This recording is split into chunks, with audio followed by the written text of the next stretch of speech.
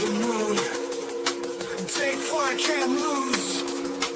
PulseChain's next move. Cryptos we choose. PulseX we invest. Feeling so blessed. No stress, no regrets. Living dreams manifest. We live in the dream. Revolution so clean. Hex to the moonlight. PulseChain's our scheme. Tech breaks the rules. New coins on pulse. Stories untold. Legends of gold. We live in the dream. To find revolution's dream.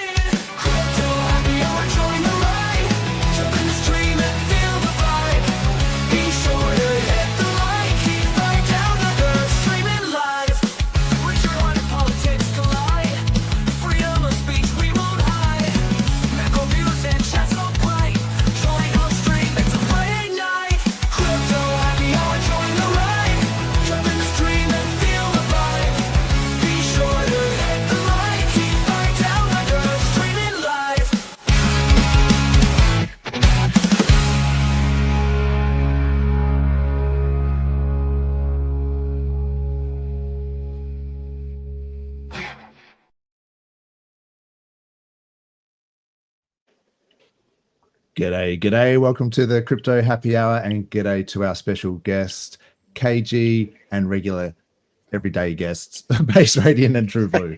What is up, gents? Hey, what's going on? Yeah, hey. Yo, Mate, how are you? I'm pumped. I'm really excited. Really excited to have KG on. Thank you so much for joining us, mate. I understand it's very late, almost very early in the morning where you are, so much appreciate you coming on. Absolutely. Thank you for having me on today, this morning. I mean, we're all over the world and time zone. Actually, one of the coolest things about the crypto space, it's 1:30ish p.m. your time. It's 1:30 or 1 a.m. my time, and still can have all these great conversations. So it's pretty cool. Crypto is worldwide, 24/7. Even True Blue, who's in the same country as me, is 3 hours ahead. Jeez, that's crazy. So it is nuts. It is nuts. What a great week to be in crypto, though. Like, seriously, been some pretty exciting stuff this week. I think we're all pumped, eh? Yeah, absolutely. Yeah, man. I think the biggest news has to be Richard Hart is back. On the YouTube. Yeah, back on YouTube. I guess. I mean, you're playing semantics by saying he's back streaming because it wasn't a live stream; it was a pre-recorded video. But seeing his face, seeing him communicate with the community, I thought that was just epic. And I've got some clips to show as well, some choice cuts from that. But it was just it's been a big week. Ethereum's had the Pectra upgrade. It looks almost like ETH BTC, I don't want to say the word, but is starting to look better. There's been heaps of things going on, but really, because Richard Hart won his case against the SEC, and if you can say that Hex and PulseX were defendants, then they won their case as well. I know that is very silly, but and fresh. And so I guess the thing is that there's two things. One, we have regulatory clarity that Hex and PulseX are not securities. You can see them behind me almost. But also it shows that maybe that was the reason why RH wasn't streaming, was literally from the advice of his lawyers, which seemed like the most sensible take. and that now that the case, was ruled in favor of the defendants, he's free to stream and to do more videos. So yeah, let's go. I'm stoked. What did you think about that, KG, during the week? I mean, that was obviously huge news because, while it didn't, per his own words, right? While it didn't necessarily make Hex, PulseChain, and PulseX security free, right? So they're not completely out of the realm of scrutiny. The next person or entity that has to try to come and, take them down is going to have to fight this precedence case as well. And so many people, I think, we saw were trying to downplay it, like the SEC let the case go. No, the SEC lost and a federal judge said you guys were wrong. That's significantly different. Huge. So that was really, really big. And I think, my goodness, I hope as a human being, he feels like a weight lifted off his shoulders. I hope he feels like, I can only imagine the stress. We got the victory, right? Yes. Yeah, I think you're right. I think we all do in a sense. He won the case, but it's sort of on behalf of us as well, like as the community. And I feel like, maybe our bags can finally go up because it's time now. There's a lot of, maybe exchanges and things. I know, Uniswap delisted EHEX from their front end. I mean, you could always still, use the swap router, and there were other ways to swap on Ethereum. But just in light of the fact that the case has now been dismissed, I'm starting to see some positive changes. The way that the industry looks at Hex and Pulse and PulseX. Yeah, can we get listed again, please? Online. Yeah, so it would be good to see us get listed on OKX, because OKX was the exchange that listed Pulse originally. And I think, as far as I remember, they delisted it from the SEC case. So really, there's no reason why they couldn't. It's so silly too, because it's just like the case wasn't decided, right? There was no decision. There was just like this ambiguity and confusion, and that's why they delisted it. And I think that's stupid, right? They should have like a firm decision. If the court came out and then smacked it down, right, and was like, nah, this is a security, yada, yada, yada, I can see their reasoning as, I don't like it, but I can see their reasoning is why they would drop support. But there's just ambiguity, and they drop support then. That's silly. I think that's ridiculous. Yeah, and it's the presumption of innocence that went out the window. Yeah, absolutely. I think that's what sort of got to us a little bit. It was like, hang on, anyone can make a claim, right? But you have to prove it in court before there's any action. And then, but the action was taken on the claim. So, and like where the burden of proof is on the claimant. So I understand. And it was selective because Uniswap at the same time was in trouble. MetaMask at the same time, I say in trouble as in being investigated. MetaMask at the same time was being investigated, and yet nobody stopped anything for them. So it was so there's some element that it's almost like people wanted a reason to have the catalyst to say, we don't want to support you. And it's like they used the case as a scapegoat, maybe, because if their principle was really, if you're being investigated, we don't support you, well, then it wouldn't have just been PulseChain. It would have been multiple other things as well. Solana, I'm pretty sure Solana was on the list of, SEC. I think when it first came out. I mean, it's been diluted now that almost so many people were, so many cryptocurrencies were listed as being investigated securities. And obviously now that we've had the, Trump administration has had positive effects for the SEC, and they've dropped a lot of cases and things like that. But like you astutely pointed out, this was not a case where they dropped it. It was actually, RH won it in court. So he won. That's crazy. I'm stoked and great to see, the king sort of, streaming again. And I hope to see more of it. Yeah, let's say hello to the chat real quick. What is up, Hex Ninja Turtle? LFG BB. That's funny. That's an old one. What's up? That's you, Base Radian. HEXican lost in Asia, pumped it on Twitter. Yeah, thanks for that, man.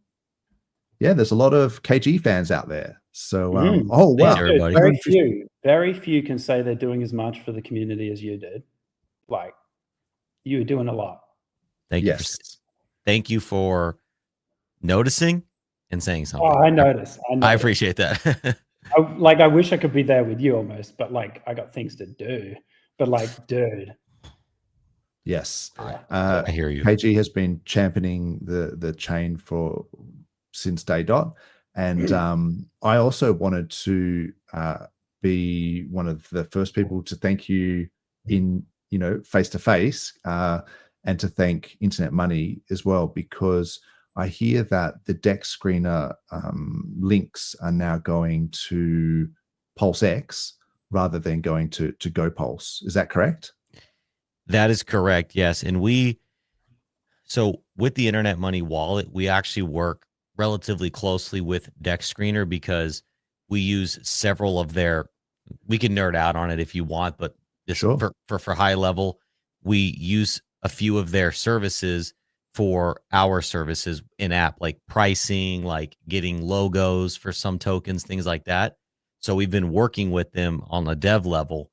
So when the community brought this up as importance, I just talked to the people that we've been working with for the last couple of years and, showed them that, look, socially, the community's demanding this, right? So this isn't like, oh, hey, just me, one solo guy, but also it was, look, PulseX is the official DEX on PulseChain. We have an in-app swap feature within the Internet Money wallet. So of course, selfishly, I want, part of me wants to put that there, but the right thing to do is put the main DEX, that's the main brand that supports the chain and it keeps the brand cohesive.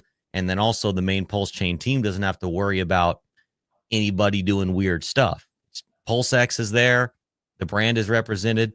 So yeah, we just talked to our friends over at DEX Screener and they saw it. They're very reasonable. Got it done. Look, I really appreciate it. On behalf of the community, I think we all appreciate it, man. So thank you very much, KG and Internet Money. I think that basically eventuated because it appears, everyone knew that the GoPulse swap had a sort of 3% fee on top, and sort of we never recommended using it. I think the only time I ever used it was when I was doing tax tokens with like a high slippage, and that for some reason Pateus had some issues, but I've been pretty much using Pateus the whole time, or PulseX, of course, whichever. And Pulse Swap, I don't mind DEX aggregators, but that 3% fee, it's like you're not going to pay it unless you absolutely have to. But yeah, to point to it, to sort of enrich the GoPulse sort of team, I thought, yeah, that was obviously not cool. And then, so people have been talking about this for years, but it was only really because GoPulse has just done this sacrifice. And then I think HEXscout brought it to the community's attention that they were actually trying to sell GoPulse. And then one of the carrots was that they could do a SAC and potentially, extract some money. And people were just like, this sounds like dirty pool. We're sort of not interested. So then, yeah, to have it on DEX Screener, I think that the community as a whole just said, no, like we should be championing the people who are looking after the community, like Pateus, and pointing to, like you said, rightly so, the main DEX on PulseChain, which has all the liquidity or most of the liquidity. So yeah, thanks again for doing that. Sure, absolutely. There is happy to do whatever Mayo needs down to be done. here. Much appreciated. Sorry, Mayo, I just saw you down there. Hey, I'm just how you sliding going, in the mate? corner down here. Good. How you guys been? Very well, mate. Very well. Just just That trying to background's recap this. hilarious. What's that? Sorry. So that background's hilarious. Yeah, that is not bad. Mayo is just come off a big week himself. He's just been you've been in an election, an Australian federal election. Yeah, man, it's been a hectic couple of weeks, and a crazy 4 days. Obviously, first time ever jumping up and stepping That's up and doing crazy, something man. like this. Well done for like doing something about it, like seeing something in politics and just thinking, you know, I can do something about this. I've got to commend you for it. Yeah, well, that's, I suppose, the fighter in me, I guess, from back in the day. And then, you know, we're a bit of a minority group, us guys here online, and sharing stuff all the time. You get people DMing or messaging or ringing and asking, well, you're sharing all those things, but what do we actually do, or how do we fix it? So I thought, well, what better way to show them how to do something than actually stepping up and putting my name for it, jumping in as a candidate. So, and it happened. Can't believe that, Yeah, that's cool, man. That's really cool. Yeah. So, yeah, big things, man. I mean, this year's to me was like a sparring session. It's obviously new, first time running, bit of a learning curve, learned a lot. I just come back from a meeting with the boys in the city before this stream, actually. So we're already planning for 2028, so it's going to be a good thing. That's crazy. And you were wearing a Hex cap, were you, when you were out?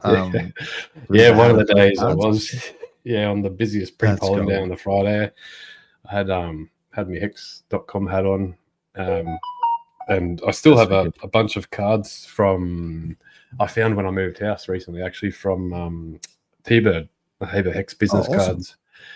Yeah, basically explaining that Hex is the goat. Yeah, it's long story short. Yeah, yeah. And I found a couple of I had a heap of like what's the next one? A5 down from A4, A5 printouts I had from the fight night still left over. So I was handing out a heap of them with a bit of a explanation on what it is and how it works to anyone that actually wanted to take them. So yeah, all in all, it was good. It was an eye opener. Learn a lot, and that's a good thing moving forward.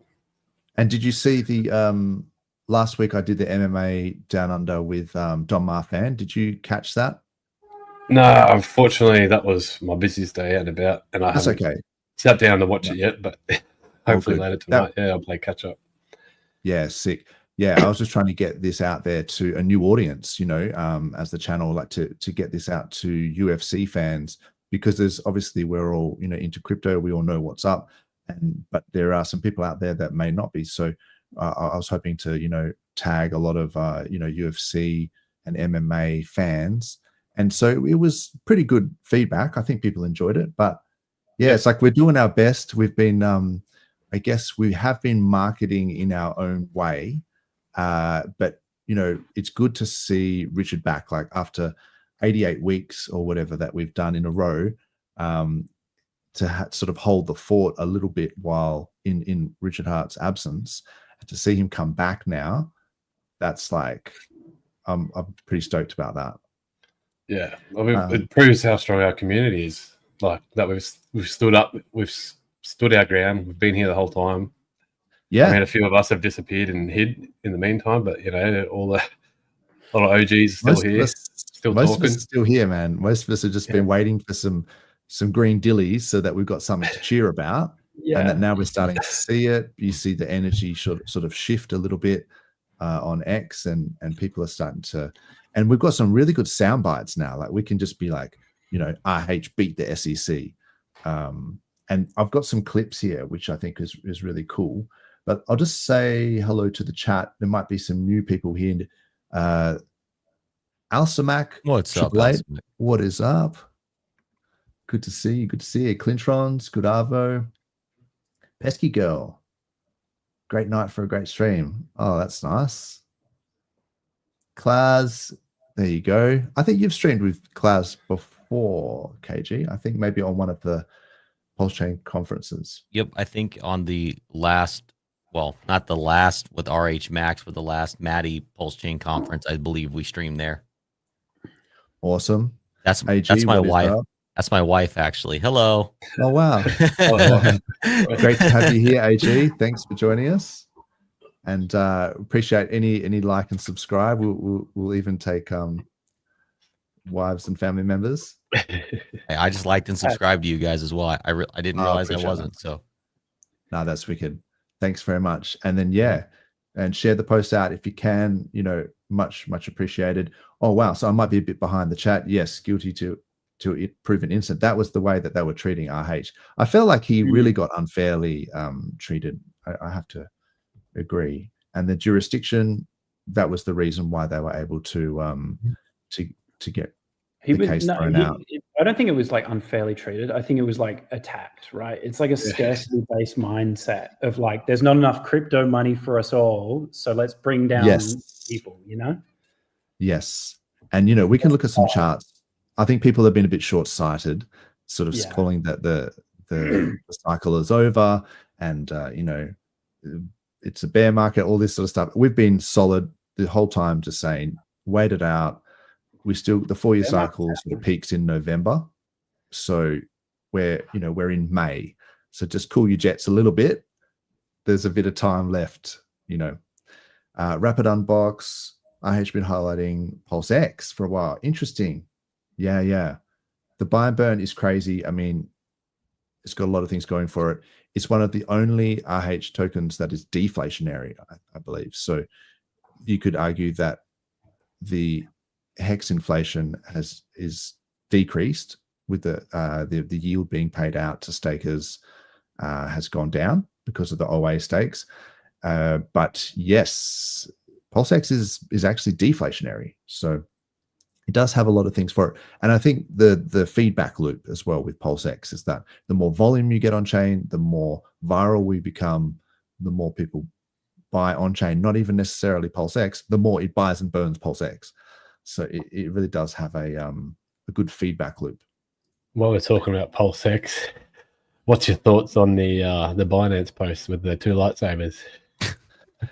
Oh man, I think those guys are trolling. But Always trolling. What do you reckon? It's just a bit of engagement. Either way, it works. Either way. I changed my hexagons behind me in light of that. Nice. So awesome. I've just made everything green while we've got green dildos going on. That's fair. Yeah.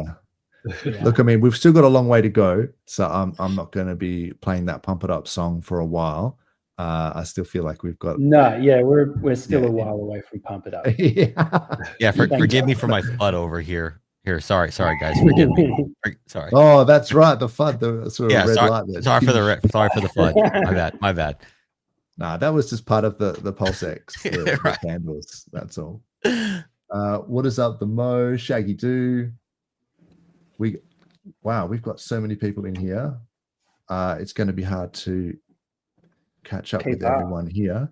Richard doesn't like the redheaded stepchild of ink. Ooh, interesting. You know, Rags to Riches might have something to say about that, but sorry, he was the first redheaded I could think of. That's who I thought about too. Ink. Anyway, look, each to their own. I think they're all bonded. I think they're all going to go up. So you can sort of, as long as I think you're in the ecosystem and you're paying attention, you just got to lock in, because it's getting close to the end of the cycle now. I would say end of the year is still what I'm anticipating. So you don't want to be sort of sidelined at this point. So yeah, there was a couple of things, I guess, you know. One of them, you know, we talked about Richard Hart was back, and I just wanted to bring up, there was Ran on Crypto Banter. Even these guys sort of brought it up. So I'll just play this really quick. Some moves, DAX up to 12.41%. Can you hear that? Pulse, you know, Pulse and Hex, I think I saw Richard Hart actually did a stream. I don't know if you guys saw this, but the reason why Pulse is probably going up is because it seems like Richard Hart is back. I think I actually listened to his stream this morning. You know, I listened to everything. Hey, Richard Hart here. Guess who just beat the SEC in court and did not settle and did not have their case dropped? This guy, me. I did that. And you know why I did that? Well, 1, I'm innocent. 2, I've got great lawyers. 3, the government decided to bring a really stupid case against a really honest person. And guess what happened? The judge saw through it and dismissed the case in its entirety, something that almost no other cryptocurrency has ever achieved.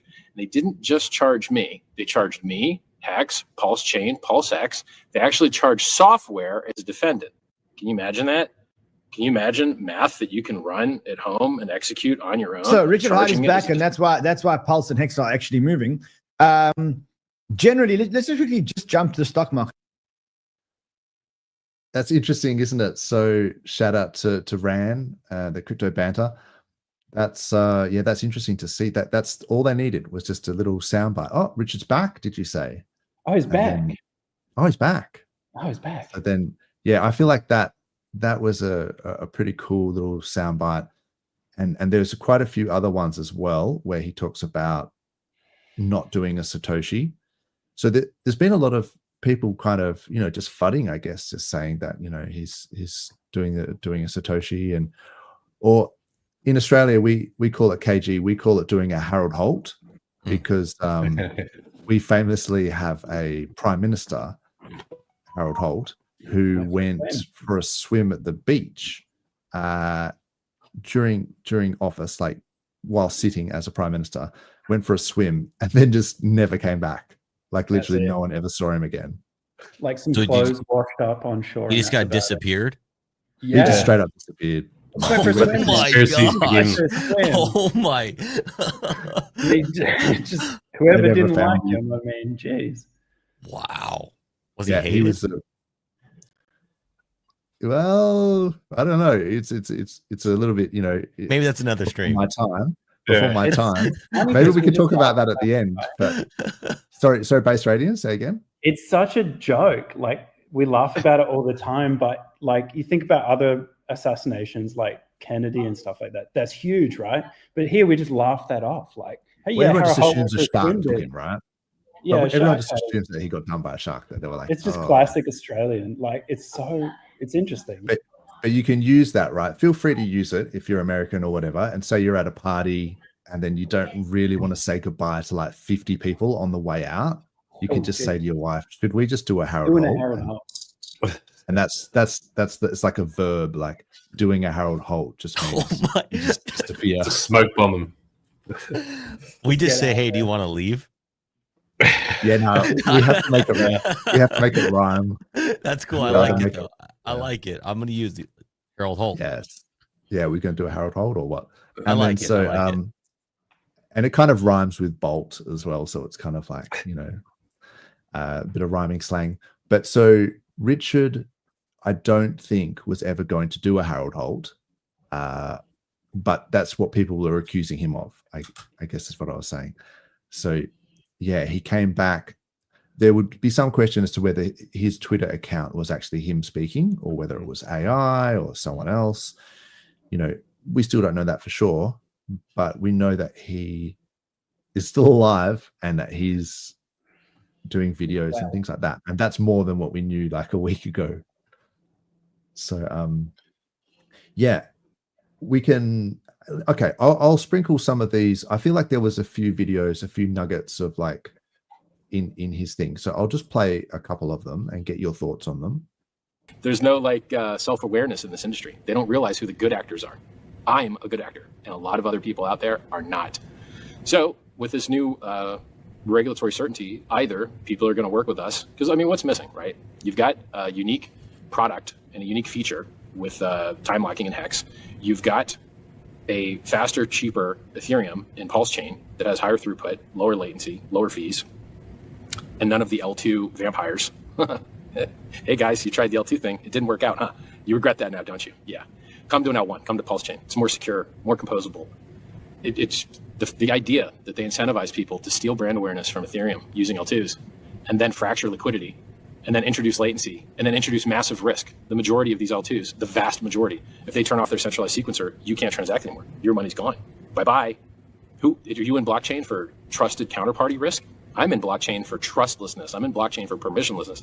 I'm in blockchain for doing things that make the world a better place. Having to beg someone for your money is the opposite of why the blockchain was invented, and that's all L2s are. 99% of them. Epic. Truth bomb. So KG, what did you think about that? So with RH has always been a huge proponent of trustlessness and permissionlessness. I feel like your internet money wallet has sort of always tried to have those same ideals. And yeah, I mean, what do you think? How important is that in crypto? Oh, it's necessary. you know, there's always this spectrum, if you will, of decentralization and, well, just decentralization, period. I don't know of any one complete ecosystem that is truly decentralized.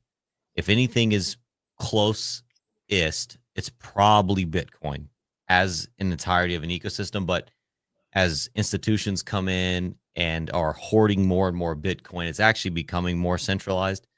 But you could argue that there is no system that is truly 100% decentralized. But Sure. you can always try to be better on that spectrum and become more decentralized. So with the internet money wallet specifically, we're already, I would say we're way far down that spectrum of being decentralized. You know, all of our contracts are immutable, open source. The wallet is open sourced. We collect no user data. But for instance, we're on the app stores.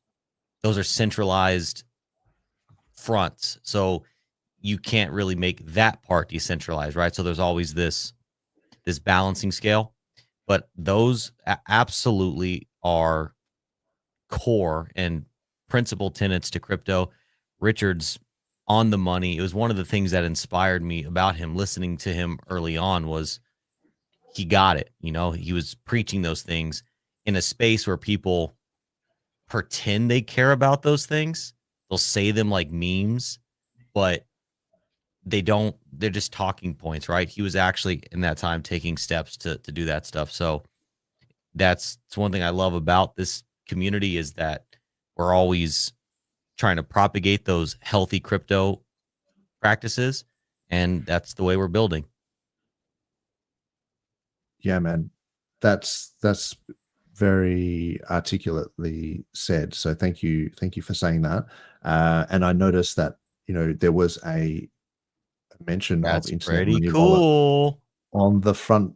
Yeah, PulseChain.com. and we're mentioned as the first wallet before MetaMask.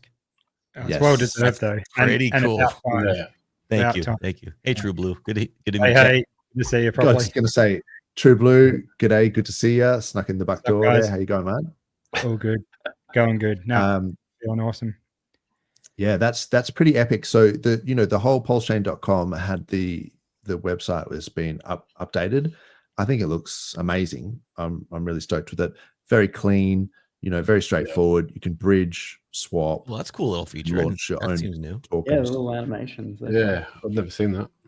Oh, okay. Yeah, there you go. So you can it's pretty straightforward. You know, you go from Ethereum, you bridge it in, use PulseX to do your swaps. You can launch your own tokens on Pumped Up Tires, like very simple. If you've got Hex, you can stake it and earn more Hex. And then there's also on ramps straight onto PulseChain with 0x Coast. And then, but it's like, yeah, you need a wallet. You can connect with your RPC details and everything like that. But you know, what wallet are you going to use? Number one, internet money wallet. Bam. That's pretty And cool. look, What else are you going to use? MetaMask has issues with gas estimation. And Maybe privacy. They're a bit. don't get me started on privacy. Yeah. Okay, so KG, can you Mhm. please? I mean, even so, Rabby wallet. A lot of people use Rabby, right? And then they just unceremoniously dumped us, like about a fortnight ago. And then so pretty much all of PulseChain had been, you know, lauding and championing Rabby all this time, and then they just, you know, completely dumped us. Whereas Internet Money has been here since day dot. It's a founder that's been part of the PulseChain community, and I feel like it's up to us to sort of now. This is a good time to sort of say, hang on, Internet Money is a good onboarding tool. You can, if someone's interested in PulseChain, they can even get it on their phone. Just sort of, you can send them some Pulse. It's dead simple. You know, if you go to the Internet Money website, you can pretty much just go straight to the app stores and just, you know, Apple, Google Play, or you can put it on your browser. But I feel like as an onboarding tool, I feel like it's there's a synergy there where we can both succeed together. And I feel like they're not mutually exclusive. They really should be like almost like a feedback loop where one supports the other. So as more people start to use PulseChain and more people start to spread Internet Money Wallet around, the more awareness that people have of the whole thing. So, well said. And go ahead. No, please. I'll keep talking if you don't stop me. You have All to. right. So, well said. And look, I'm a tech guy. Rabby is a great wallet, and they had some awesome features for PulseChain. I'd be lying if I said it wasn't cool. It is, and some of those features we are going to bring into the Internet Money Wallet as well. So we're constantly doing that, seeing what other good wallets are doing and picking up features, and all software does it. It's completely fine. We invent some of our own stuff, but hey, other people invent cool stuff too. So we bring that in. But I think you said it perfectly, Dozza, is that we can have other wallets come in and support PulseChain, and that's great. And that's ultimately good for the whole ecosystem, right? Because it puts PulseChain in front of that wallet's user base, which is important, which is big. But the thing is look at how much brand awareness, marketing attention, and physical energy the PulseChain community put into marketing Rabby for free and got rugged. Now, if we invest that same level of energy into another wallet, they may do it again too. We have no idea. But what everybody can guarantee 100% is that it's never going to happen with the Internet Money Wallet. It's literally native to PulseChain. We're out there onboarding people on Base and Polygon and Avalanche and insert blockchain here. And all of those people are introduced to PulseChain as soon as they download the Internet Money Wallet. When we build a new feature, guess what chain gets it first? PulseChain. PulseChain is the home base of Internet Money, and other chains get the cool features second. So if we as a community invest that same marketing capital, brand awareness into Internet Money as we do other wallets, like you said, it's going to be that symbiotic relationship where Internet Money grows, which then in turn allows us to do cooler things for PulseChain, which then makes PulseChain grow, which then makes Internet Money grow. And then it's a self-fulfilling prophecy of the rising tide lifts all boats. Yeah. I think that the best example of that has to be Phantom Wallet on Solana. So if you wonder about the success of Solana and how well it's done this cycle, like it's probably outperformed certainly all the other chains, but that if you look at the Sol BTC ratio, it's starting to do what the ETH BTC ratio has already played out. So the upside for Sol may not be there. And I think there's also been the LA vape cabal, all that sort of stuff that went down on Sol. But really, I think part of its success was because of Phantom Wallet. And people just knew, I can just download this wallet. I can go on Solana and then get rugged on a bunch of shitcoins. Sure. Well, it's easy to do it. It's easy to get rugged. Easy to get wrecked. That's all they were doing. They were literally just gambling in this culture casino on Solana. But it was Phantom that facilitated that. And that, I think, grew the chain and grew the whole meme coin into a frenzy. So if you want to see something like that happen on PulseChain, particularly with memes and particularly because I don't use my phone for crypto, but some people do. A lot of people do, especially new onboards and noobs. And these are the people we're trying to get new people onto the chain, not crusty old OGs or whatever that know what they're doing and can do whatever they need to do. But it's like Internet Money, I guess, is just an easy way for people just to get it on their phones, and then hopefully we can replicate the success that Phantom had. I feel like it's about simplicity, isn't it? Like simplicity and less steps to get there. Exactly. Otherwise, people they get bored, they get overwhelmed, they give up. And for those crusty crabs, I mean, we got the Chrome extension. So exactly. So it's like if you If you want to connect to all your crazy dApps and do all your crazy crypto stuff, and connect hardware wallets. I mean, that's really Correct. what it is, right? Like Yep, it's a exactly. front end that you can connect your hardware wallet to. So exactly. It's pretty important. Yeah. but what you said, Mayo, is interesting, that it's the simplicity, because you know, with websites, how they have those metrics of like seconds on a page, on like a lander page, and then it's like how many clicks per page. The reason why they have those metrics is because people have very short attention spans, and once they've clicked on like 2 clicks into like a website, they've lost interest. About 30 seconds, dude. They land on there for about 30 seconds. That's all you got to make an impression. Yeah. I've been doing this recently, so I know. Yeah, it's the same with something I learned in. Sorry, yeah. You're right. Like in real life, when you're meeting someone or you're talking to someone when you're out and you mention crypto, they basically pull their phone out and they say, "Oh, so how do I buy it?" But if you say, "Oh, give me a call tomorrow, I'll run you through it," when you're on your computer, they're not going to call you. And if you can do it then and there while they're on their phone, I know a lot of people hate doing crypto on phones, but it can be done. And as like a wallet and in and out type thing, there's nothing wrong with it. If you're not, it's also Go ahead. Oh, you're not playing with huge dollars usually if you're doing it on your phone, and you should always advise that. But a few $100 or something, and sometimes like I use it on my phone, and that I love Internet Money Wallet for the ease of use on the phone, and connecting to even Proteus and stuff like that is easy. Sometimes you just got to get things done. You can't always wait until you're at a computer. So yeah, I know old crusty people like DJ Cryptomatic in the chat there probably advises not to do things on phones. But yeah, hey DJ. It's a good starting point, but for new people, or if you're at work with someone or you meet someone out, you got to strike while the iron's hot. Yeah.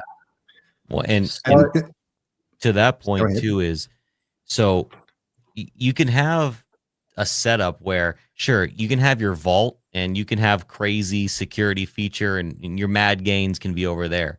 But if you're at a restaurant and some meme coin's popping off, I mean, you got to use your phone. That's just how it. If you haven't traded meme coins in a restaurant bathroom, you haven't cryptoed for real. So,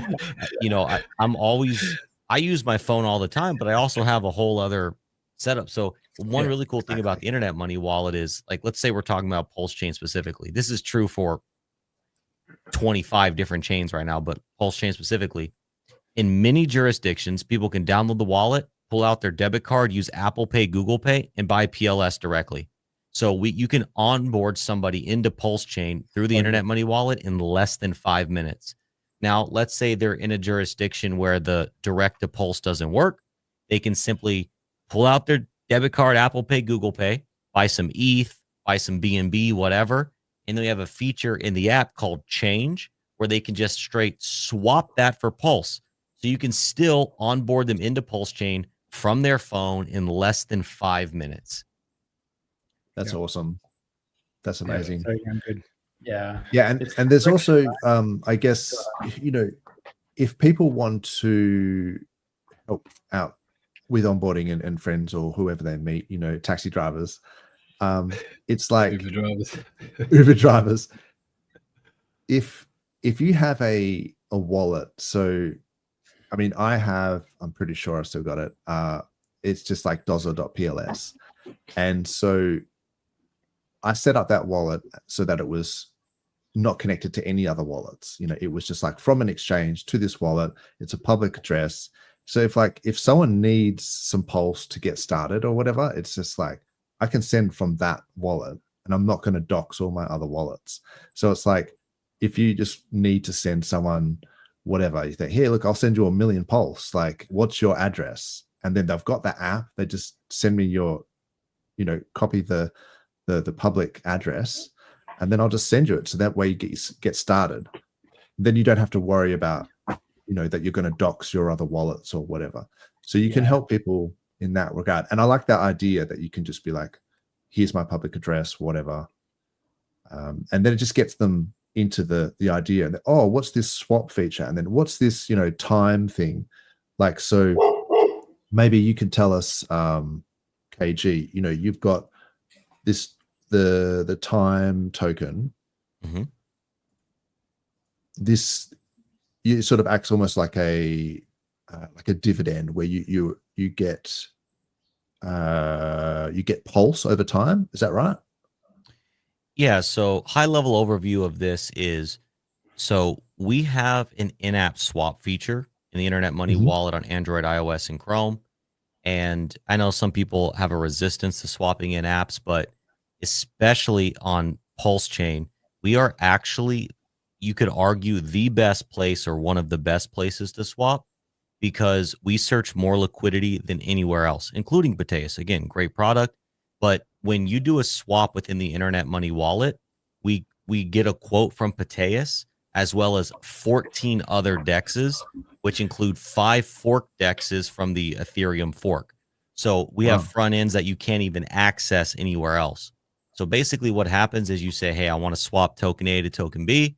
We go search all those places at once, present you all the options, and you get the highest yielding one. You can swap on any one. If you're like a maxi for any specific dex, that's fine. But most people just swap on the highest yielding one. But that's the beauty of swapping in the app. So even though you pay a small fee, and I'll get to time, I promise. Even though you pay a small fee, there's a few things. One, the fee almost always pays for itself, because you end up getting more tokens than you would have going to any individual place, because you get this, and I can dive into it, this whole human arbitrage opportunity, if you will. Now, 100% of that small fee that somebody pays when they swap is distributed to time holders. 100%. So for example, if you hold 1% of the time supply, you actually earn 1% of all the revenue generated on that chain, in this case, PulseChain. So by holding time, you earn PLS. And why it's so amazing is, A, you don't have to stake it. You never have to lock up your time. You can claim as frequently as you choose. And the dividends, as we call them, the rewards, they're not volume based in the sense of, oh, people don't have to sit there and trade time. There's no taxes or reflections, which, again, not knocking those systems, just pointing out a fact. So as the Internet Money Wallet grows, and as more people swap in app, doesn't matter what coins they're swapping, they don't even have to know time exists. Time holders are getting paid. Awesome. And so what's the deal with this buy and burn? And is it true that there's someone said that it actually buys and burns Hex as well? And I was like, wait, what? So I'm a bit of a noob when it comes to this. Nope, totally fine. I'm happy to dive, feel free to ask me questions, pick it apart, whatever. But everything I just said about time, all right, we built a contract, another smart contract, very simple, and anybody can participate. They can take the time token and deposit it into the contract. And in this case, let's use Hex. So we have a buy and burn for Hex. Somebody would take their time token, deposit it into the Hex buy and burn. We have a whole front end built for this. It's easy and clean. And instead of getting those dividends directly, the contract itself earns the dividends, and then it uses those dividends to buy and burn Hex. So anybody can deposit and withdraw. Nobody can take your coins. They're not locked in there. You can put them in there 1 second, take them out the next second. And basically, people have been incentivized to do it because they believe in Hex, and they deposit a little bit of their bag. And so Hex is being passively bought and burned. That's clean. So That's every swap in the Internet Money Wallet buys and burn Hex as a statement of fact. That's crazy. I mean, from the community point of view, it's like, how many more reasons do you need to support KG and Internet Money? Like they're literally buying and burning. How much Hex was burned? Sorry to interrupt. No, you're right. So far, you could check it out. It's a very low amount because, people got to go participate. Yeah. But let me see. So far, only about $200 worth of hex so far has been bought and burned. But pump those rookie numbers up. yeah, but the tool is there. That's the thing. The tool is there. Whereas we just need more awareness for it. Yeah, exactly. And so, you know, there's things like, okay, hey, you like swapping on Pateus. Well, swap on Pateus through the internet money wallet if it's the best place to swap, because so many beautiful things happen for the entirety of the PulseChain ecosystem when swapping happens. It's not just buying and burning hex, it's buying and burning PulseX and ink. And it's, you know, we can get so game theory here, but there's time that's in liquidity pools, for example, earning PLS that can never be claimed. So we're removing Pulse off the market too. So swapping in the internet money wallet, it makes Pulse deflationary.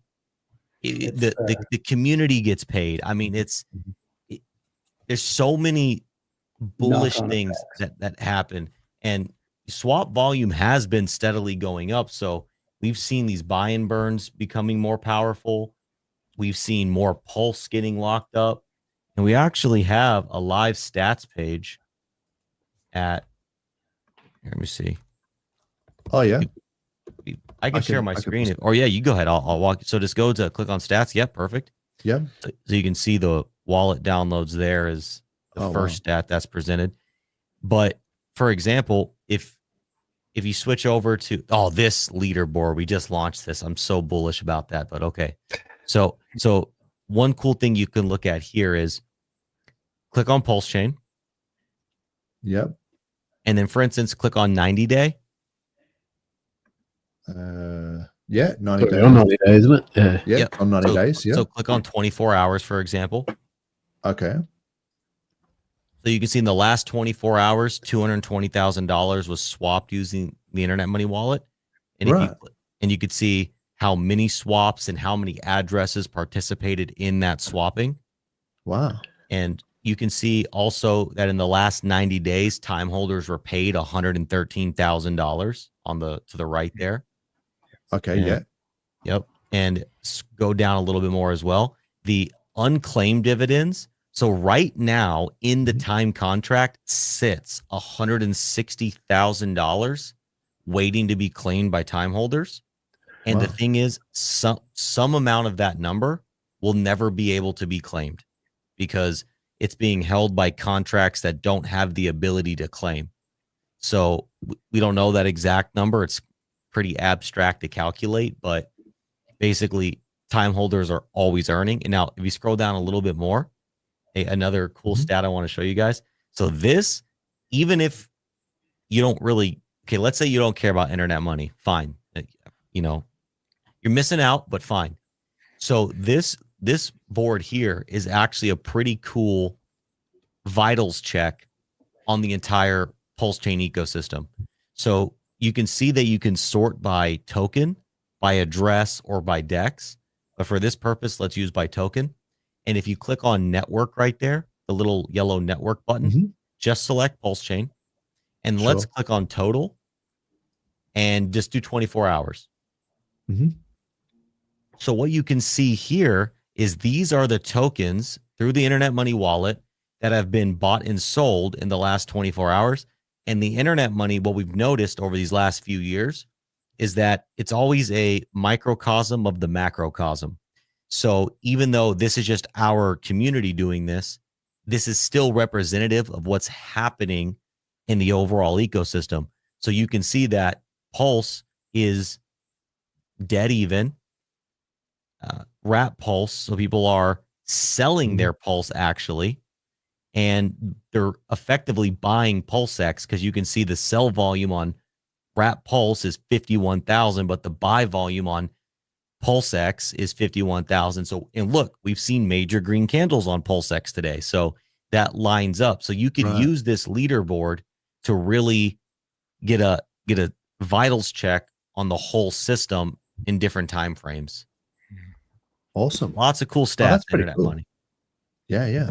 Yeah, some pretty cool stats, good information, and it's clean, easy to use. Yeah. It is so clean. Hey, I agree that, you know, people are missing out if they're not using it. But KG, what do you think is sort of holding people back? You know, people that are right into crypto and, you know, OGs of Hex or PulseChain. What do you think is holding them back from, you know, moving over to internet money? Is it just being comfortable with what they've got and they don't want to be connecting hardware wallets across to new dApps? Or what do you think is holding that adoption? Well, for stats for swaps or just using the wallet in general? Using the wallet in general, because I really, and I know you do, but I wish, you know, a lot more people would talk about it. You know, streamers that, you know, that love this ecosystem. I think they should be shouting out about Internet Money Wallet rather than sitting there complaining about Rabby or, you know, those types of things. Because it works. You know, now even PulseChain.com has it on there, which is a huge milestone, I think. But yeah, that's sort of what I'm wondering, why people don't want to move over to use it as a wallet. Well, I ask myself that question often as well, and we're trying to find an answer to that. But I think that that's becoming less and less true over time. I mean, you can see from the stats page, we're about to pass 75,000 downloads, which PulseChain's a big community, but that's a big number, you know? It is a huge number. Yeah. And so I'm seeing more and more like people like yourself being pioneers, talking about it, giving internet money a voice, spreading awareness, other influencers and, you know, micro communities within the PulseChain community doing the same thing. So I definitely think we're growing and we're getting more of that market share. But I think the big thing that has held us back, or not held us back, but has been the blocker for people supporting, is that comfortability. Look, they're just ingrained in what they've been using and what they know, and they don't want to go through the learning curve. But also, it can be risky to support new things, and especially wallets. You know, if you guys have been around the community, there was another wallet at some point in history that, I mean, Staker app, I'll just say it, right? And a lot of people got really hurt using that wallet. So I can understand why people are nervous to put their brand on the line and the people that look up to them on the line. And I think as time goes on, and look, we've been on the market now for over 2 years. We've been building for longer than that, but we've been a live product on the 3 app stores for over 2 years. We're open sourced, 0 exploits. We continue to iterate. I just think at this stage in the game, it's a time thing. And there's probably a few, you know, features maybe that people are looking for, but really, I feel like we're growing and we're on the cusp of like there being no more objections. I think trust is the key word there. And after what's happened with people like Rabby, for example, it's hard for people to go to something new. They got to go somewhere. So that's interesting, because I think that is the crux of the issue here is trust, and we're meant to be, you know, in a trustless industry, and I feel like that's why the audits are there, and obviously Internet Money has passed all of the audits, so that's where that's the reason why you should have trust. It's not because I say so, but because it's audited, right? And multiple third-party audits. So, and then the open source as well is a pretty key thing, isn't it? Yes. And so I think even, you know, Richard had said it originally, there was some things in the audit, and then KG, they addressed them. They fixed those things that like any good audit, you know, you take their recommendations and you implement the changes. So that's, I feel like, what makes it a bit more robust. And then the other thing is, it's kind of ironic that trust is the reason why people don't use it and prefer Rabby, because Rabby's privacy policy is actually junk. Like they take a lot. I've actually got it here, and maybe KG, you can tell us a bit more about it. But this is like Rabby.io docs privacy. This is I always get put on the stake when I talk about their privacy policy, but no, go for it, man. So let's stir up some controversy. Like, Yeah. why is Rabby's privacy junk, and what are they doing with people's data?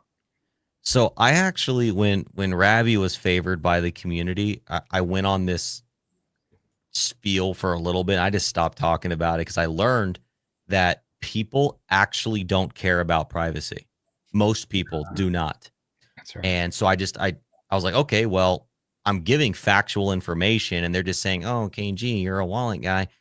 Yeah, I'm a wallet guy. This is I'm cracked out on wallets all the time, reading about wallets, learning about who has read. Maybe very few people. I read everybody's privacy. Who's doing that? Me, because I care about this sort of thing. Anyways, Rabby admits in their privacy policy, at least last I read it a couple months ago, to collecting, storing, selling user data. If you care about privacy, then the community would have dropped Rabby at large right then and there. But they said, hey, what we care more about is this feature or that feature, which is reasonable. They were great features, but by using those, you were sacrificing your privacy. And fine, if that's what we want to do, okay. So anyways, I stopped talking about it because I was like, oh, it just doesn't, internet money collects no data whatsoever at all. And like, I see this comment here. Someone says, oh, some say that we're getting complacent. When you don't collect data, it takes much longer, unfortunately, to build things because we rely completely on user feedback. Oh, hey, user's having a bug. What does that mean? It actually means we're in a Telegram channel trying to figure out the details of the bug. Sure. We move slower, but that is a feature of the internet money wallet, not a bug, because we keep it secure and private along the way. It just takes us a little bit longer to get there. Look, I think it's a huge feature, and I think people should be banging the drum of it more because people don't really think about it too much until it happens. Once you've had a data breach, and I've had it multiple times, or when it's like, I remember I signed up to some Dimix thing, and you got like $10 off some book or something, and I was like, yeah, whatever, I'll sign up. What have you sold to get that? We've all done it. And then it's like later on, they're like, oh, our Dimix, preferred customer, whatever thing got hacked, and we've lost all of your personal details. It's all on the dark web. And then like the same thing would happen, with like our there's medical insurance things, and I got another letter in the mail. They're like, oh, all of your private details on the dark web. Sorry about that. And telcos multiple times it's happened to me.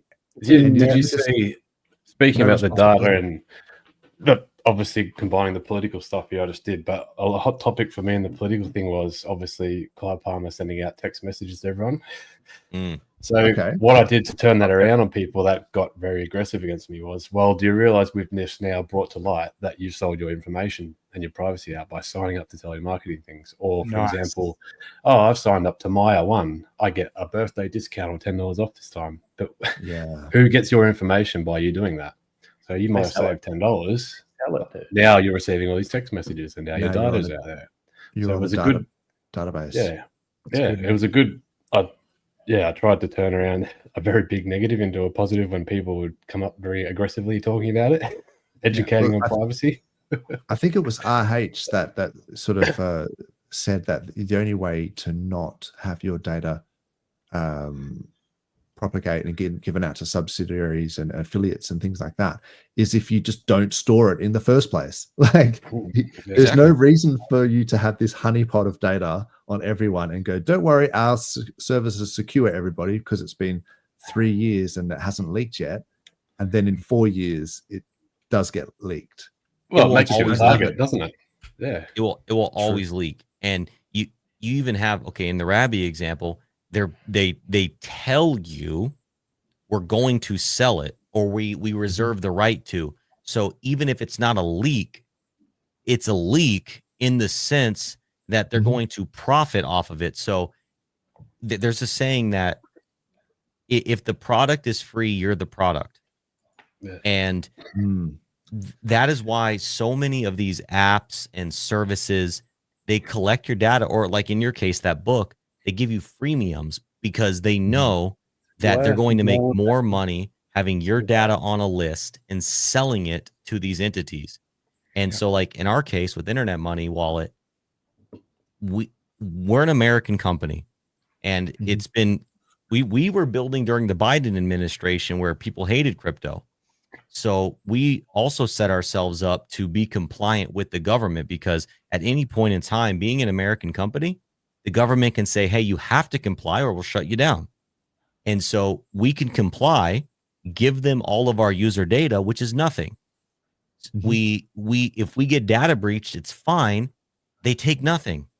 So we can protect user data, and we can stay in compliance with the government at all times by nature of not having it. And so at this point, we're not going to give that up, because it's, while it's a good marketing tool, whatever, it's also protecting a human right, and it's also keeping us as a more sustainable, there's the word, business as an American company. Wow.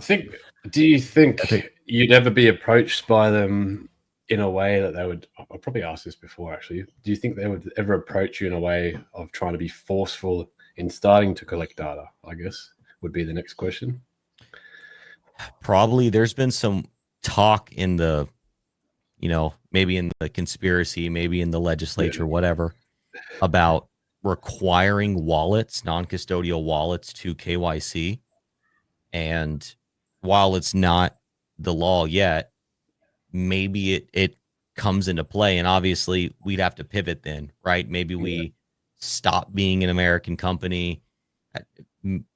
I'm not sure exactly. We've something we don't really talk about much because it's in the weeds. When we were first launching the Internet Money Wallet, it was kind of a fight with Google. We got over it pretty quickly, but with Apple, we had to fight with them for 6 to 8 months to get our wallet listed, because they either didn't understand or didn't like it, DeFi stuff. And we were fighting them alongside Uniswap at the time. Uniswap was launching their wallet too.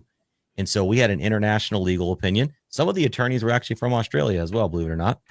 And we were fighting or educating Apple and their attorneys on what non-custody means and why we're not a broker dealer and why we don't need KYB and KYC and money transmitter license, because we're not doing any of that. And so point of bringing that up is to say we're not afraid to be on the forefront of sticking it to the man and fighting for the right cause. That's awesome. That's really cool. No, it's great to see pioneers like that, in our community.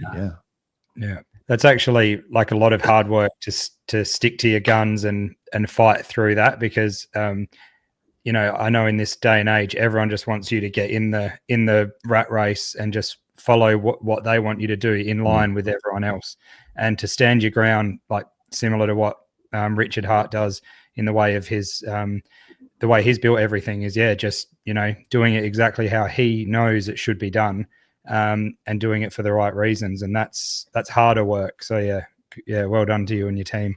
I see Pesky Girl, she must in the chat must have something to do with you guys. Wrote, can I be the one to hand them a bunch of blank pages when they come asking for your data? I thought that was pretty good. That one she and Al Samak are admins in our Telegram channel, always helping, always doing the good work. Awesome. That's awesome. Hey, speaking of help, no worries, man.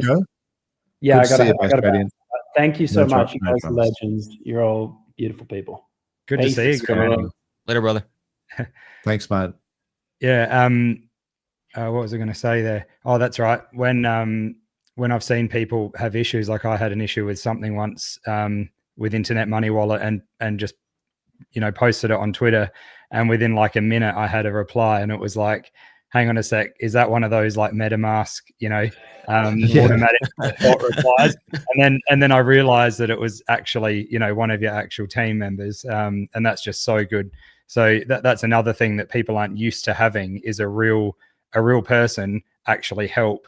And you have to be wary about that. And in crypto, we all have to be scared of it and be on our toes. But that was a real person actually not asking for my seed words. They were just saying, what's the problem? And maybe do this instead. And it's like, man, if only everyone was like that. Yeah, what's the problem? Send me a test. Send me a test dollar, and I'll send you 2 back. Yeah, that's it. Yeah, I'm glad you had that experience, Drew. Yeah, it's good.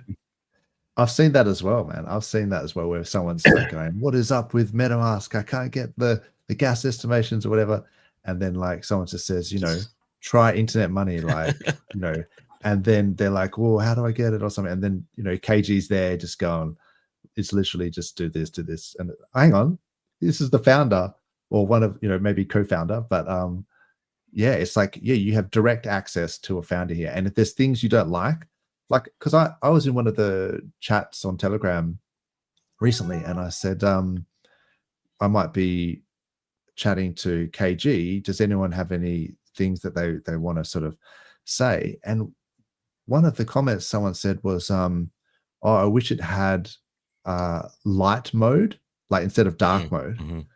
And I was like, I've never thought that. Like, I'm always asking for dark mode on all my apps and all my things. And I just never thought that anyone would want a light mode. But it shows there are people out there that actually want that.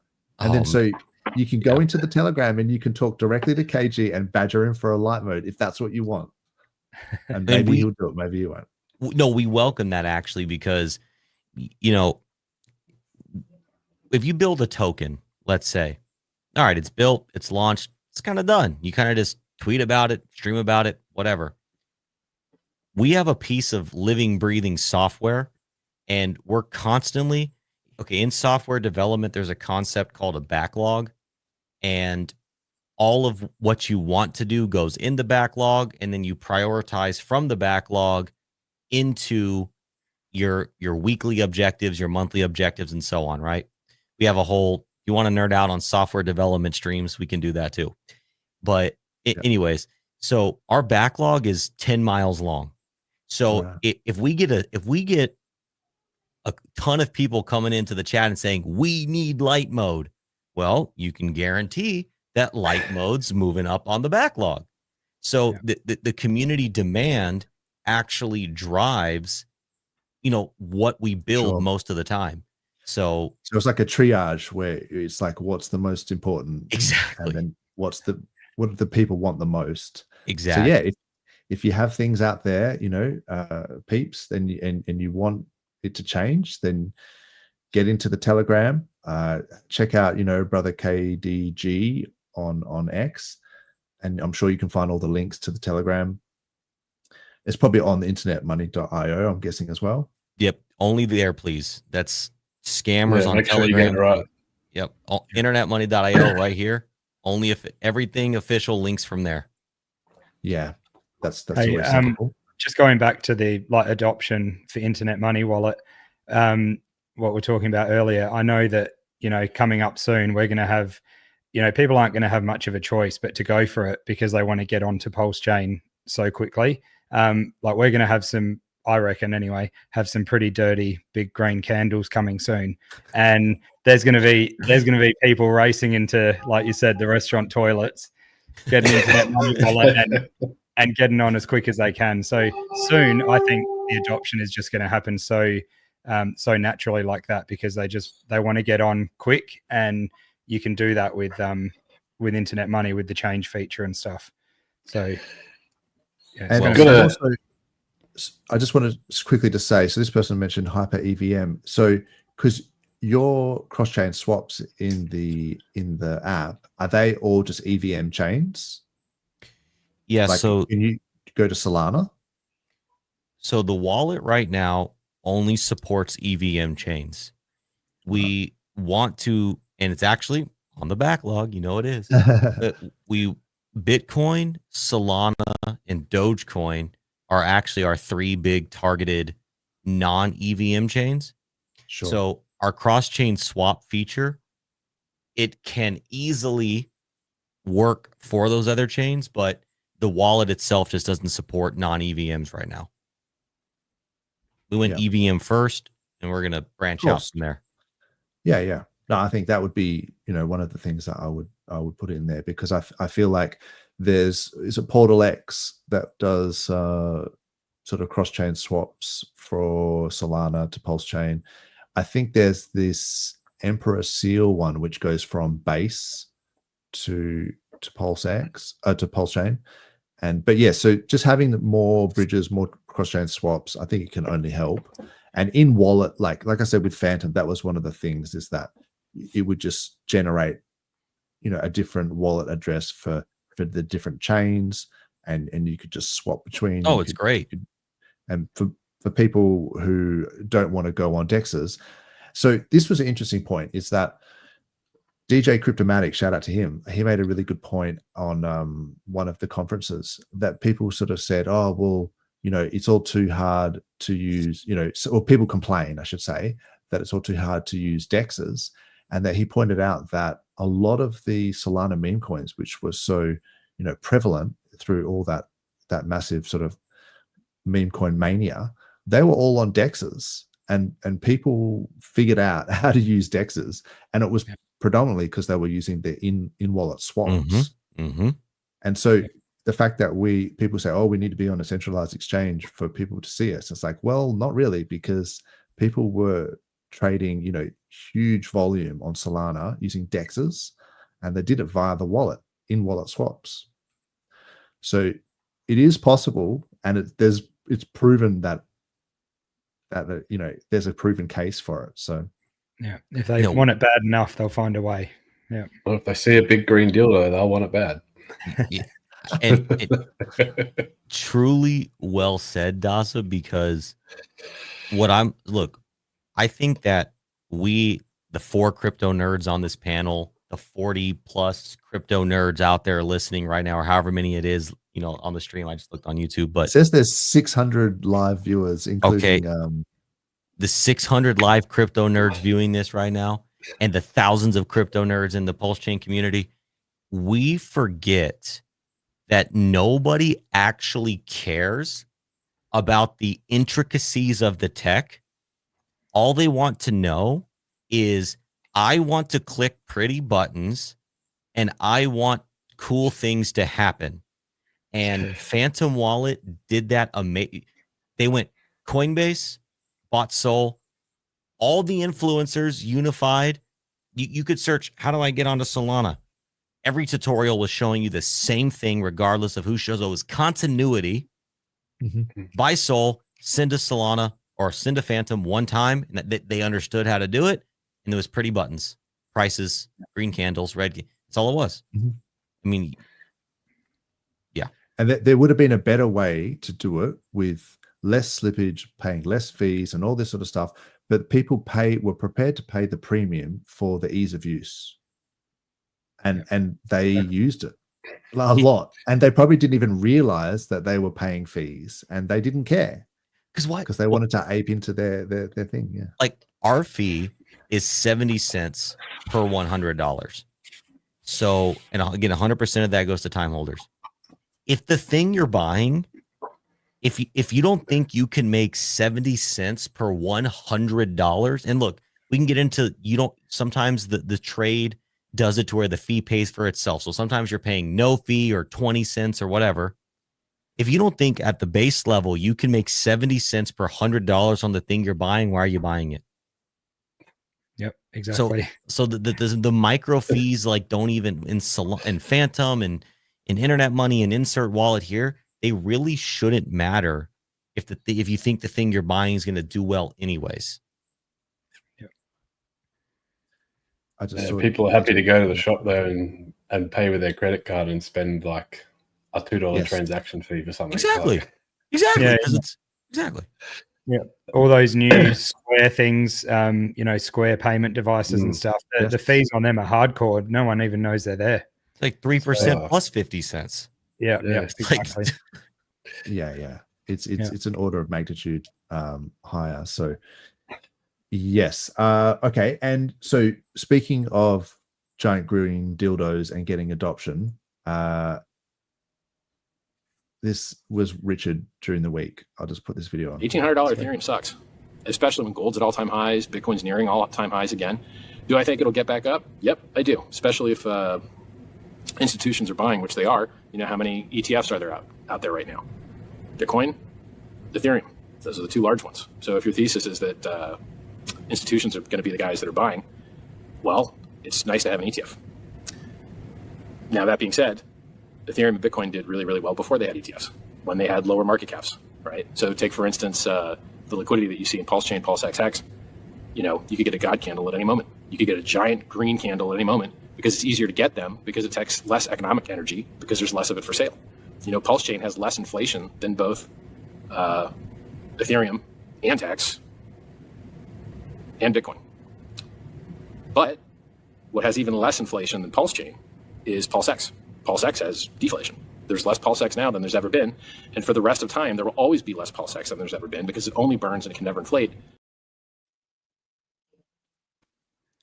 Yeah, so apparently God candle loading. Keen for that. It's just imminent because, you know, our liquidity is so low. It would be easy for anyone to just send the chart. Because I guess what he's saying is like compare the weight in liquidity and market cap, I guess, of PulseChain and versus Ethereum. And we just saw Ethereum just did like a 20% or something like that in a that was day. a huge move for Ethereum, wasn't it? Like no one's talking about that. 20% to death. Yeah, it's huge. I mean, I can pull up this chart pretty easily, but yeah, I was like, you know, old man ETH still got some legs. So people are Had his cortisol shot. Yeah. yeah, exactly. I mean, this is the ETH chart. It was down to Oh my gosh, look at that 1400. candle. massive. Yeah. Look at this. And no I one's mean, talking about this anyway. I haven't seen do it anyone on bring the this 4 up. hour. If I do it on the 4 hour, it looks even more impressive. Dare I go to 1 hour? But yeah, it's that's the type of thing. And this is, I mean, it's still going. It's 2250.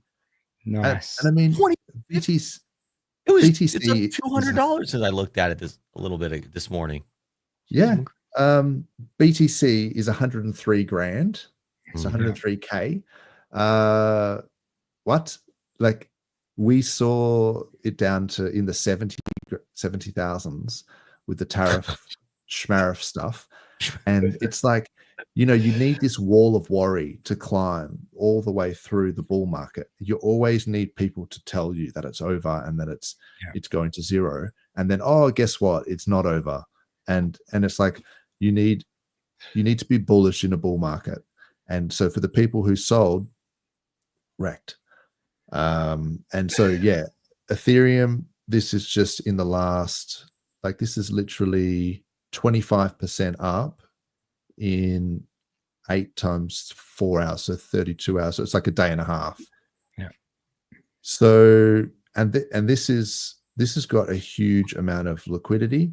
You know, just imagine how much. I mean, we can have a look. Let's just have a quick look at PulseChain. Liquidity.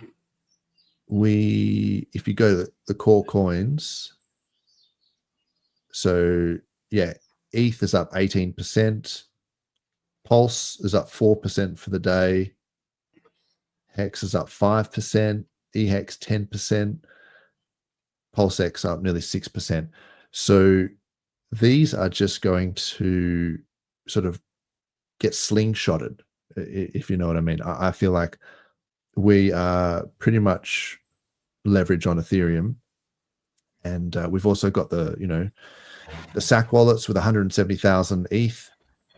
As the value of that SAC wallet goes up, you know, if ETH starts to go above sort of 5K or something like that, that is a tremendous amount of buying power should it choose to ape into the RH ecosystem. Absolutely. I reckon, it was great timing for Richard to come out and do a stream, although, because the SEC case was done with, he could, it seems. And it was on the 5th, wasn't it, of May? So he doesn't like numerology, but 5th of May. There's something about that, isn't there? He's totally not into it. But I think at the same time, you know, we could all see where the chart was going, and we knew that it was going to pump up at some point. But someone also, I feel like, needed to step in to save it from hitting the all-time low again, because you know, if it hit it again, who knows if we could have broken through that. So I think the timing was good all round, and great that it coincided with this recent ETH and Bitcoin pump as well. Now it all looks really good. Look, it's not over. I guess this is the weekly pulse chart, and so the all-time low was 40325. And like you say, that he doesn't, he thinks numerology is dumb. I think he's on the same page as me with that one. Like, you know, it's fun, you know, to sort of think, oh, maybe the bottom could have been 40369, but there's nothing really supernatural about that number. Like, it could easily have gone lower, and it did. So we made, now it is retesting the previous all-time high. So we really need the weekly to close above 40325. I don't know if you can see that. I can zoom in. It's basically sitting on it right now. I mean, we've got until Monday, so it would be nice just to close above that, retest it, and then we can make, you know, and then ideally we need to make higher highs as well. So the next line up here, this is like 408. I mean, then it's just going to, if it can pass through that and retest, it'll be above SAC, and we can go from there. But the first things first, we want to see a weekly close above this. Yeah. Now we've got, you know, regulatory clarity. Exchanges can potentially take us up again, and RH is back. Like, this is huge. And he even said that if exchanges didn't take us on, it almost seemed like he implied that someone might make a competing exchange. So I'll just play this. This is a very short one. So we got great news. We've got regulatory certainty that almost no other coin has. If people don't start doing nice things for us, working with us, you know, listing, etc., I wouldn't be surprised to see people just start up competitors. The regulatory environment's never been nicer. Yeah. Awesome. Maybe RH is going to make his own exchange. Maybe someone else loosely affiliated with him might make an exchange. Who knows? Yeah, and I'm gonna have to jump here soon, but on no dramas. Yeah, on that point, you know, that you were talking about there, this is actually even more bullish because PulseChain's having a great day price wise, and really a lot of it is the Hart's law or the liquidity bonding with Ethereum itself, because, you know, per dex screener, right? There's some dexes not supported in their stats here, but again, microcosm of the macrocosm. A few days ago, the volume was between like 9 or 10 million. So the volume today is 22.8 million, which really isn't that great for PulseChain, and because PulseChain has hit much higher. So really what this is showing us is that, while some of this is volume, this is without really still a lot of buy pressure. This is just the market's doing good and PulseChain's doing good alongside it. So if you couple that with actual, you know, real buy volume coming in, it could go parabolic. Yep. 100%. So this is the liquidity bonding. This is Hart's law, is what you're saying, that we're seeing. Yeah. Rather maybe than not totally, but the volume, like 22 million, just isn't that, like, it's not that exciting. It's average. Exactly. So to me, I take that as bullish, not negative, that we're seeing it respond with the market, right? So we can probably attribute some of the negative numbers we've seen to the market, right? So it's almost like PulseChain really is maybe more stagnant than it really is anything else, which is kind of maybe a good thing, because maybe that implies a bottom, you know? Like, well, certainly pre-viral. Yeah, definitely. We're not broke, we're pretty rich. That's right. Leave him alone. He's pre-rich. I love that meme. That's a good one. I understand you've got to go, and it's very, very late, so that's no dramas, KG. Great to have you on. It would be great to have you back because I wanted to pick your brain, maybe on a different stream that might be more suitable, but more on like a philosophy point of view. I know that you're big with that, and I guess like maybe some of the politics sort of stuff would be good to chat. And also, I've seen you talk about Walter Russell. I think his name is Walter Russell. He's that sort of it's like a physics thing where the guys talk about gravity being an electric field and all this sort of stuff. So I've got bones to pick with you about that stuff as well. Let's like a good conversation. Let's pick those bones. The only thing I know for sure is that I know absolutely nothing for sure. You can this bookshelf here. Pick a philosophy, pick a religion. It's probably on that bookshelf. So all I know is that there's a lot of weird things happening in this reality. There's a lot of unanswered questions. I just get excited talking about them. Me too. I'd like to have a beer with you one day and chat about that, or a stream. Maybe one day we can explore that further. But that may not be everyone's cup of tea. But that's something certainly I'm interested in. There's a lot more. The more that I do those streams, I was nervous to do them at first, but then I was like, all right, whatever, be yourself. Then I've started to realize there's actually a really big community of people that are looking for that content. And believe it or not, it's crypto people, because they're already open-minded, thinking about what, so it's actually a really good mesh. Yeah, definitely. And I mean, because I have a physics background, Nice. so I'm very sort of down the line. Like I'll be the one that sort of, I guess that people won't want to hear from when it comes to some of that stuff, because it's more boring than it is the opposition. But I'm also very open-minded as well, because I, like you say, understand that the only thing you really know is that there's a lot out there that we don't know. And you being a physics guy, a branch of physics is the quantum physics, which is basically spirituality for scientists. Yeah, there's some really interesting stuff. I don't want to get into this too much, but it's fine. I'm trying to go. I saw recently that someone had fed a whole bunch of James Webb Telescope raw data into like the Google AI, and they came up with some really interesting stuff. So, and it was about consciousness and the nature of parallel universes bleeding into ours and all sorts of weird stuff. And yeah, so anyway, we could chat about that another day, but I'll let you get some sleep, man. Hey, sounds good. I really appreciate it. Check out the pinned tweet on my X post. I think you'll really appreciate it. I gave a talk recently on another thing I do is actually lecture on AI, but I lecture from the have you seen Jurassic Park? Oh yeah. Ian Malcolm. He's the chaostician guy. Oh, okay. That I'm kind of brought in for that role. So, right. But in reference to AI, anyways.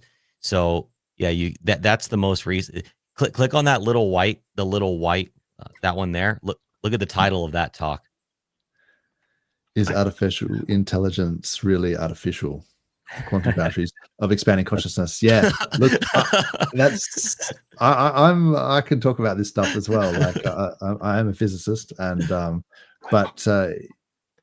So some of the things are certainly interesting, but particularly because it's that nature of where you have observation and how observation affects a result, like say Schrodinger's cat, and you have it existing in two states, both dead and alive. It's not until you open the box that you sort of collapse the waveform, and then you can collapse the quantum wave function, and then you see the actual state of the cat. So it's this reliance on the observer to how it affects a probability state. And so then when you have AI that's processing data from James Webb, is that a conscious observation, and is that affecting reality, or at what level do you sort of imply That's an interesting question. observation? That's a good question. I don't know. I haven't thought about that one. Yeah. So and You and go, yeah, go and dream about it now. it goes deeper. Yeah. That will be the question I will be thinking about as I try to sleep tonight while I'm thinking about that. Awesome. I'll leave you with that, and thanks again for coming on. We'll stick around and just chat and maybe throw some more IH videos on. But thanks again for coming on. Really appreciate your time. Hey, thank you all. It was great to finally meet you. Glad we did this. Let's do it again. If you're looking for a good, secure, user-friendly crypto wallet, high-yielding swaps, cross-chain swaps, open source, fiat on-ramp, right into PulseChain, internetmoney.io. Thanks again, guys. Hell yeah. Thanks, mate. Thanks, man. Thanks, Nice to meet you. KG. See you later. Later. Cheers, mate. Well, that was good. That's awesome. And he didn't even do a Harold Holt. He didn't just disappear. Stuck around. So that was good. And we had 653 live viewers. I think a lot of them were from KG's X account. So thanks again for coming on and sort of putting eyes on the channel. Like and subscribe on if you want to. Much appreciated. Even if you don't want to do it anyway. Yeah, just do it. I think the other thing is if you use another wallet, just like download Internet Money Wallet even as a dummy wallet and just give it a go and like just have a look around. And then one day you might do a swap on it or connect it up and use it, and you'll realize how good it is. And you're supporting PulseChain, which is the main thing. Someone that's going to keep building on PulseChain, Yeah. Exactly. Like support someone who has supported us. And give it a good rating as well on the Google Play Store or Apple Store. Give it 5 stars and leave a comment so other people can see it. I feel like that's important. Definitely. What is up? What I missed a Wild SJ appeared earlier on and missed it. What is up there? Oh, that's cool. Thanks for coming in. Yeah, there's lots of people in the chat. Yes, we have a lot of prestigious guests and people in the chat. Mr. Gillespie is one of them as well. Hey. Fellow Big N. Mate. Hexy Mother, what is up? Smooth Adapt Connect. Yeah, get in the Telegram and they are working on it. Next. I know they're working on it because they use Wallet Connect at the moment, and it works okay, but it doesn't take over like Rabby did with MetaMask type thing. Like you don't just press the button and it opens. So yeah, looking forward to them updating that. Mm. And they're listening, guys. So get in there and let them know what you need. Exactly. Ash, what is up? In my opinion, IAM Wallet has done great things, specifically in the last 6 months. Some are saying they have been complacent. Oh, that was actually, we talked about that earlier. We should be supporting, yes. So I'm probably a bit far behind in the chat. So apologies, people. Hans, g'day, Sell Pressure. How is everyone today? That's awesome. And while selling, that was funny. It was good. I was supposed to open with that today, and I forgot. Nice one, Hans. Yeah. Oh man, so the larger the comments, it's hard for me to get through them because there's so many. Additional features will be unlocked and made available to all users. This approach not only incentivizes users to participate in the subscription unlocking feature. Okay, so you probably have to read. Yeah, Ash is putting forward like a fundraising pool or something, which obviously I missed the start of that. Yeah. Deadline with the countdown funding goal. Look, man, I appreciate that, like the effort, but keep in mind, bear market, most people wrecked. No one's going to be like, keen for fundraising at this point. Or sacrificing. Or sacrificing. Yeah, I think it's like that's I'm feeling the temperature of the room, and it's like I think people are over sacks at this point. Maybe if our coins do like 100x, then everyone will be in the sacrificing mood. Oh, we could pay for more marketing then too. Yeah. I love the idea though. getting some funds together. There's some people that, would be happy to, would like to do it. But yeah, once more people have gains, I reckon it'd be a good time to really get into there. If they even need the money to upgrade it, they might just be wanting to do it at a slower pace. Sometimes going full speed ahead, we've seen that, and it just everything falls over. So get it right. Maybe they're happy with the pace they're working at as well. Yeah, don't need to rush things. Rather get it right first time, wouldn't you? 100%. Yeah, Tom, I just was thinking, hasn't Tom got some sort of new project going with his, how he did the documentary, and we had him on, and he's done a couple of these things, and I think he's got a new, like a collective, I think it's some sort of like film producer collective or something. You might have to tell us more about it, Tom, and then we can shout it out. Now there was more things from the RH stream which I thought were bullish.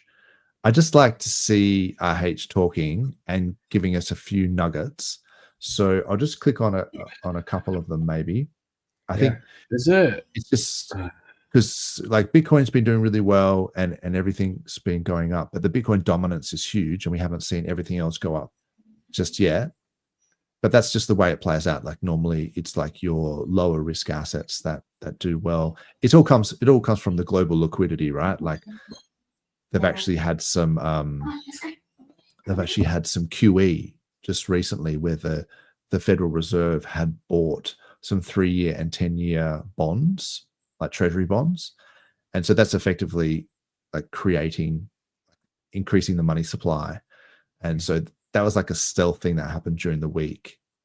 So that because the Federal Reserve had talked about decreasing the quantitative tightening.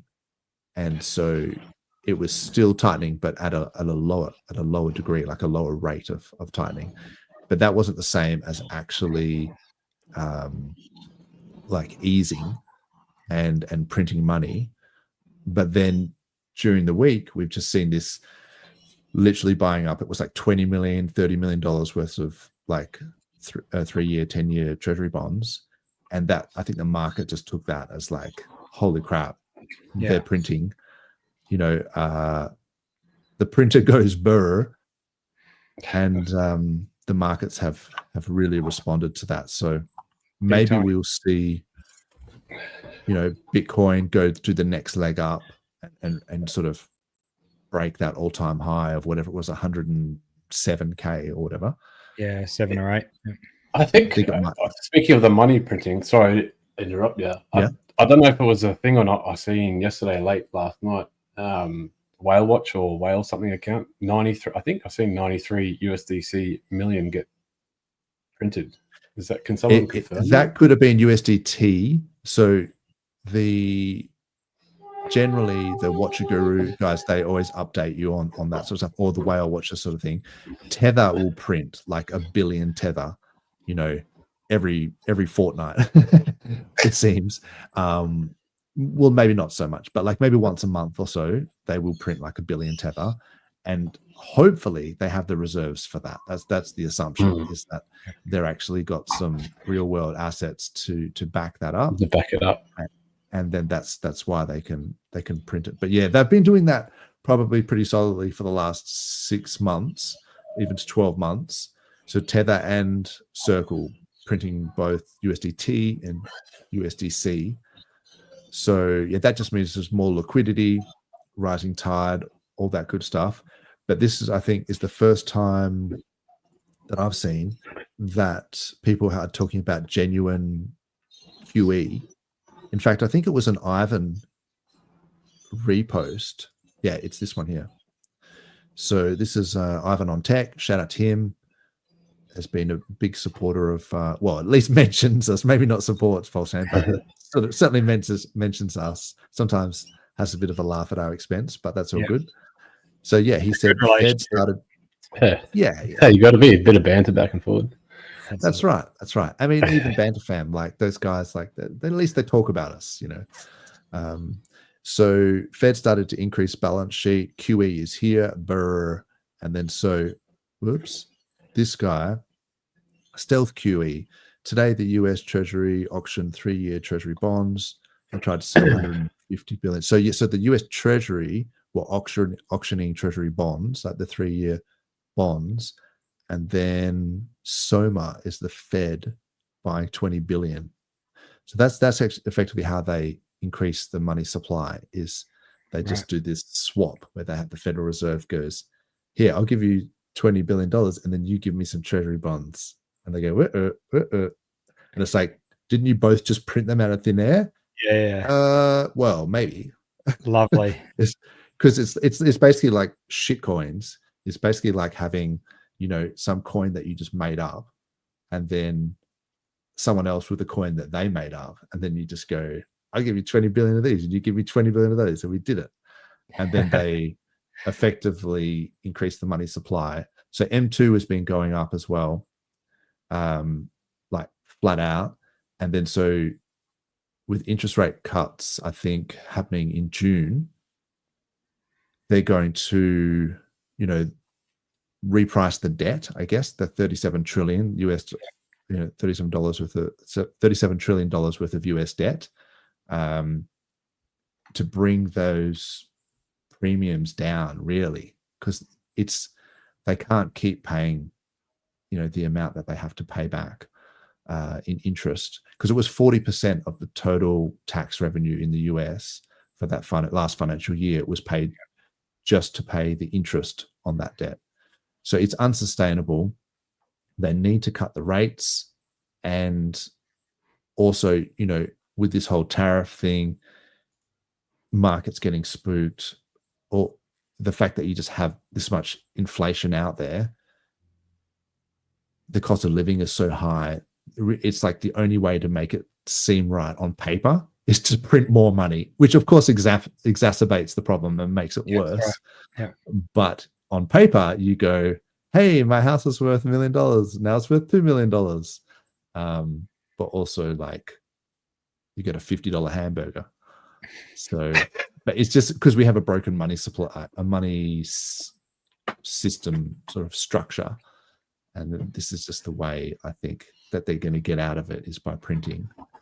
Yeah. But which basically means that it'll flow into different, like the risk spectrum of assets out there, and stocks, Bitcoin, and then onto the alts. I feel like that's just the way it's done in the past. And then we'll probably get a massive recession when people start getting liquidated. Yeah, that's right. Michael Saylor buys one too many tops, and it all comes crashing down. But they don't care, because the elites, they know that they've got spare money. They can buy these crashes, buy the dips, and they can rinse and repeat and do it all again. You see, bit off topics here, but sorry, you go first, Tribly. Stay on topic, and then I'll bring up this other thing. No, I was just going to say, I think it's inevitable to start printing, and yeah, we'll do. The consequences will be dealt with later. I've got a pretty bullish video actually from Trump. I can play in a minute if you want. I don't know if you saw that today. Should I play that quickly before we change topic? Yeah, go for it, please. This, if you're not already bullish by Bitcoin, Ethereum, and like RH coming back, this should surely top it off. It's the biggest bill of its kind ever in the history of this country. And Speaker Johnson and Leader Thune have done an incredible job. I mean, I'll let you know, we have to get a vote, but we have a lot of support for that bill. And if that happens on top of all of these trade deals that we're doing, this country will hit a point that you better go out and buy stock now. Let me tell you, this country will be like a rocket ship that goes straight up. This is going to be numbers that nobody's ever seen before. That's a very important element of all of this. If we get that, if you don't, and the Democrats are fighting it only because they want to fight. They have Trump derangement syndrome. If it was somebody else, they wouldn't fight. That was pretty much it. Yeah. That's amazing to see the president of the United States just shilling, like just watch out for these rocket ships. It's like, Yeah, I think what he's done is a short-term scare, isn't it? But what I was going to say before was, did we see all the Chinese banks collapse lately? I didn't see that. I didn't know about that. Yeah, there's been about, I think, correct me if I'm wrong, someone, but I think it was 20, the number off the top of my head. 20 Chinese banks have collapsed in the last couple of days. So this is all due to the trade war and what's going on. So I think what he's doing is actually starting to kick in now. Far out. I think I've only seen be a long-term thing. I think that this will play out. You know, I saw Arthur Hayes talk about some of this stuff, and I really thought that what he was saying sounded quite likely. But one of the things he was saying is that, you know, you might find some of these big companies, it might take a long time to set up, you know, manufacturing in the US, but they don't have to fully implement like production in the US to be able to brag about it. All they have to do is start making the factories, start making the things, and then by the end of the year they can start claiming, you know, it's like RH, you know, calling it from the bottom, like the price increase from the bottom. It's like you can frame things and say, well, oh, we've got Alibaba making a manufacturing plant in wherever, Sacramento or Phoenix or wherever, and then now we're making all of this stuff in the US, and that would have been billions of dollars that would have gone to China. So, but it probably will take them a few years to actually build up that infrastructure, but they can certainly start claiming it towards the end of the year. Because I feel like, yeah, the constituents and everyone will want to start to see some gains. There's one clip that might just, I'll see if this describes it better. On a risk reward basis, in a new cycle trend, I want to own the most hated thing and not the most loved thing of the previous cycle. So what's the most hated L1? It's ETH. So I think ETH could be the dark horse that does very, very well and could retake its, you know, previous all-time high of 5,000 back in 2021 before Solana goes up, I don't know, 2 or 3x to retake its previous all-time high of 3 months ago of 300. That's sort of the trade that I would be making if I have fresh capital. Now, I'm not deploying any fresh capital into ETH. I guess I'll hold a bag of it. So it's not really a apples to apples comparison, but that's sort of how I'm thinking about the market, right? You've got a unit of fiat. Your goal is to maximize that unit of fiat by owning the thing that goes up the most. That is the goal. And then, but for Bitcoin from 110 to 250, that's like more than double. So how are you making that projection? So again, I think, you know, by when we're into the third and fourth quarter, we're going to have the United States, China, Japan, and the EU all printing money, all providing financial accommodation because, you know, they need to safeguard the value of their government bonds. They need to make good on the promises to their electorate. And you have sort of this reorganization of the global finance and trade ecosystem initiated by Trump, but now everyone else has to react. And what the reaction is, I'm going to print money and make it okay for you. Don't worry. That's what the political answer is to Trump's tariffs, I believe. And therefore, by the end of the year, we're going to be swimming in fiat liquidity. And, you know, Bitcoin at 250,000, we might even be higher if we get the sort of gusher of liquidity out of the major trading blocks that I expect. Huh. Nice. Bullish. Yeah. The old gusher of liquidity. That's it. That's it. So, I mean, if ETH is, you know, in his mind, one of the most hated L1s, and then that's why it could be a dark horse. I mean, if I feel like PulseChain is just leverage on Ethereum and also because of the SAC wallets as well. So it's, and what he's talking about is maximizing the unit of return, like your ROI. Yeah, I feel like, you know, you would be crazy not to look at PulseChain. In the background, Ethereum is doing its moon mission. It's 2,300. It's still going up. Nice. It was 2,500 when I looked at this like 20 minutes ago. Goodness. It was 22. It was 2,250 or 20. Yeah, I think it was 2,200, but now it's 2,300. So, okay, keep it going. It's beautiful. It's going up in real time. And so this is the other thing that I wanted to talk about real quick was mentioned it briefly, but so you know how Sol ETH. So yeah, this is Sol ETH. This is Sol breaking down against ETH. So I was on. So Ivan on Tech, I was in the chat and I asked him. I said, "Do you want to bring up the Sol ETH chart?" And he didn't bring it up. Like I was in the comments, and they're like asking for questions, and I was like, "Ooh," because it looked like it was rolling over. And anyway, yeah. So because obviously Ivan's a big Sol fan, Definitely. but I noticed Benjamin Cowan or Copen, depending on how you pronounce it, he was talking about so obviously ETH BTC had been wrecked for quite some time. So if I go back to like the weekly, you've got this massive downtrend, right? That we've talked about many, many times. Oh, and it's only just recovered this tiny move. It's only just going back into the downtrend channel. That's how wrecked it was. And so, but this structure where you have this sort of, I guess like rolling over and then downtrend, it looks a little bit similar. So this is ETH BTC. If you look at Sol BTC, it's kind of got a similar look about it. So I'm not saying that it's going to, but if Sol BTC goes on an epic downtrend as bad as ETH BTC went on, then that's like savage. Yeah. Now, it's not to say that Sol price doesn't go up, right? Because this is a ratio. So Sol price can still go up, but Bitcoin price can just go up faster. And then the Sol BTC ratio will go down. Yep. So yeah, that's interesting to think. I'm not sure that that's actually what's going to happen. It'll be interesting to see whether this sort of breaks down, and you could probably put like a fib retracement and just check it and things like that. Maybe I'll do that next time.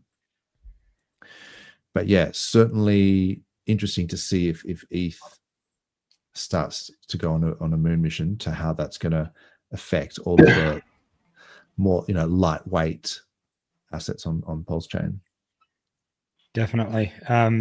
Yeah, the way it's moving at the moment is getting me excited. That's for sure. That's a big candle, big daily candle. Hey, I like pinching the tent pay. Yeah, that's right. It's a good meme. It's a good meme like that with a Pepe, and he just like is looking in his pants, and there's this giant green candle going out. It's classic. Do you reckon that's an Aussie saying for us, pitching the tent?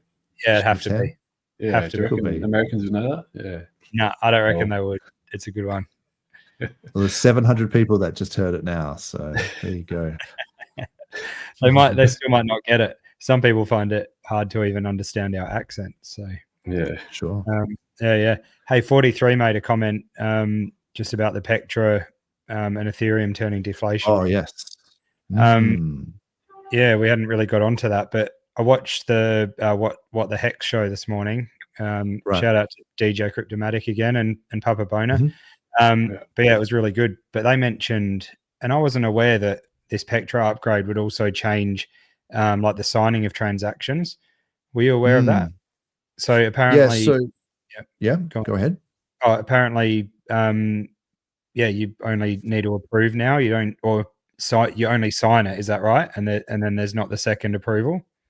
So I think it just bundled it into a single transaction. So I guess the idea it's to say it's a safeguard to always have token approval. Yep. And allocate a certain amount of tokens that can be sure. sent, and then you authorize the send. So that's why it's always good to go to revoke.cash and revoke any approvals that you may have, so that if there's some malicious token or something that tries to drain your wallet, there's no approval set for you to do those swaps. So what I guess they're doing is they're trying, but it is a bit of a pain in the ass, right? So because you've got to do especially with the hardware wallet, you've got to do the token approval, and you're like, yeah, I did it. And then you go, oh, wait, no, that was just the approval. Now I have to actually do the send or the swap. So yeah, it's not that hard, but they've just made it slightly easier by, I think, bundling the token approval and and the signing all into the swap. Yeah. Or so my understanding is that was what they were going to do, and then they had to do a few things with the Pectra upgrade. So they broke it up into a few different, EIPs. But certainly what had happened is that there's the EIP 1559. So I made a note here. So Ethereum had used inflation in the form of block rewards to pay to validators. Now ETH validators get transaction fees, part of which is burned as part of the EIP 1559. So ETH should effectively become deflationary. Yeah. So rather than paying those block rewards to validators, the validators get these transaction fees. And it means that the part of that fee gets burned. And then, there's less inflation. And so now it should actually become, like with the amount of volume that you see on Ethereum, it should become deflationary. Yeah. No, that's good. Did you see that chart that everyone was throwing around on Twitter? I did see the chart, but I also saw that someone said that chart was not accurate, right, and that they were getting like data feeds from somewhere that was not accurate. Yeah, so I think I know what you mean. Like, is it like the sound money kind just of showing the deflation, the Ethereum deflation? Yeah, I mean, I'm not sure if we should shill it, because I think no, that's fine. It might actually be, there was something about the way that the data was getting. Yeah, you don't want to spread misinformation, do you? So yeah, exactly. Be careful, soon we'll get locked up. Yeah, that's right. Yeah, it depends on how you say it, doesn't it? But normally, if you go to, I think it's ultrasound.money, they normally have this is the blob fees, the projection. This is the ETH supply, or maybe they've fixed it. They might have fixed it. Okay. So, this is the supply, and this is the projection. It doesn't actually look like it's deflating. Well, it's not. It looks like it's flattening out, not which is good. Inflating. Yeah. Yeah. Oh, that's good. The other thing you can do is if you go to, it's like, Ethereum.org, I'm sure we could just do like Pectra or something. I think they have, if anyone's interested. Oh, here we go. Improvements in Pectra. Increase the max effective balance. Blob throughput increase call data cost, execution layer triggerable exits, validated deposits on chain. So there's a lot of stuff here. I mean, I'll put it in the chat. People can read through that. I think this is like the roadmap, but it's more for, I guess the nerdy people amongst us that want to know exactly what is up. But if I get through these last couple of videos, I think this one was pretty important, because we're talking about how well Bitcoin had done. I just thought I'll just play this one. Bitcoin's price better than almost any other price in crypto. Started the lowest, went the highest. But when I called the top many years ago at 65K, now it's 95K. You're up 50%. After a dip to 14K or 17K, went from 65 to 17. I mean, like, I don't know, man. Are you able to retire your family and create generational wealth off of like a 1.5x? Probably not. So while Bitcoin is great and they've got the most awareness and they've got the most marketing, it is not good technology. Well, should I say it's not good? It is good technology, but it is slow, expensive, and has very few features. And it's bad for the environment. No, you didn't say it was bad for the environment. Yeah, it's bad for the environment. You don't have to nuke the environment to maintain a consensus network. There's tons and tons of networks out there maintaining consensus just fine that aren't nuking the environment. PulseChain is one of them. That was awesome. That's very good. I don't really love how he's having to go at the Bitcoin price when it's like, for a little while there, we were talking about, we would have been better off just buying Bitcoin in that dip. Oh yeah. So Don't But you I see know though over that? time, yeah. Don't you see how that's? I mean, maybe I've just drunk the Kool-Aid too much, but that just seems to me that that's quite bullish because he knows how wrecked like the Hex chart is. He knows how wrecked the PulseChain chart is, right? Indeed. He knows that Hex on Ethereum used to be 50 cents, and he's saying that a 1.5x is like limp dick gains. Yeah. So what is that? 75 cents on a 50 cent, and that's probably being conservative. It was probably slightly higher than that. So yeah, to think that we might get Hex to $1, dare I say it, is maybe not beyond the pale. Yep. What's up, Ross Green, the late entry? Hey, Everyone Ross. was about to disappear, but good to see you, Ross. That's okay. Better late than never, right? That's good. What's happening? Exciting stuff at the moment, eh? Oh, mate, so much happening. Oh my God, where do I start? Yeah, as I say, probably a bit too late in the show now for me to sum it all up. But yeah, it's just very exciting, isn't it? From Trump, everything going on there, to Hex and all that case being now over, and oh my God, it's just it's wild. Yeah, and Richard's back. He's back. Oh yes, I know, with his face showing as well. I mean, it's slowly happening, right? We just now need him to stream live, but I think we're getting there bit by bit. Yeah. Well, I can understand why he doesn't do it live. If the whole Interpol FUD thing, they might be able to track IPs live thing. It's different if you upload a video through a VPN. Yeah. But if you're doing live streaming, then maybe it might actually give away your location. I was thinking that. Maybe not. Maybe not. Maybe you can go through VPNs and things like that. Just go down to local Maccas and upload it from there, eh? Maybe that's why he was whinging, because he was whinging to Elon Musk how long it was taking to upload Twitter. So because he uploaded it to Twitter, it was Hexo that put it on the channel, on the YouTube channel. So Richard was saying, why can't you make it that we can just upload audio files and not video? That's sort of how that started. So yeah, but imagine how he'd be feeling having a set up like that and be so careful. I know he was always careful, but really having a sort of hide away just really sucks. And I know he'd be hanging, and that video was the start, wasn't it, of him just being able to be back out there and really sharing his voice. So, and he knows that the community loves him. So exactly. This is the last one I'll show, but this only goes 15 seconds. But this illustrates that point. There's no reason I can't do more videos like this if something else pops in my head. So it's good hearing from you guys silently. I'm just going to assume all you guys are out there saying wonderful, beautiful things. Yeah. So it's good to be back. There you go. From the horse's mouth. That's from the horse's mouth. It literally says there's no reason why he couldn't do more. So it implies the reason why he hasn't been streaming is not because he'd done a Harold Hole.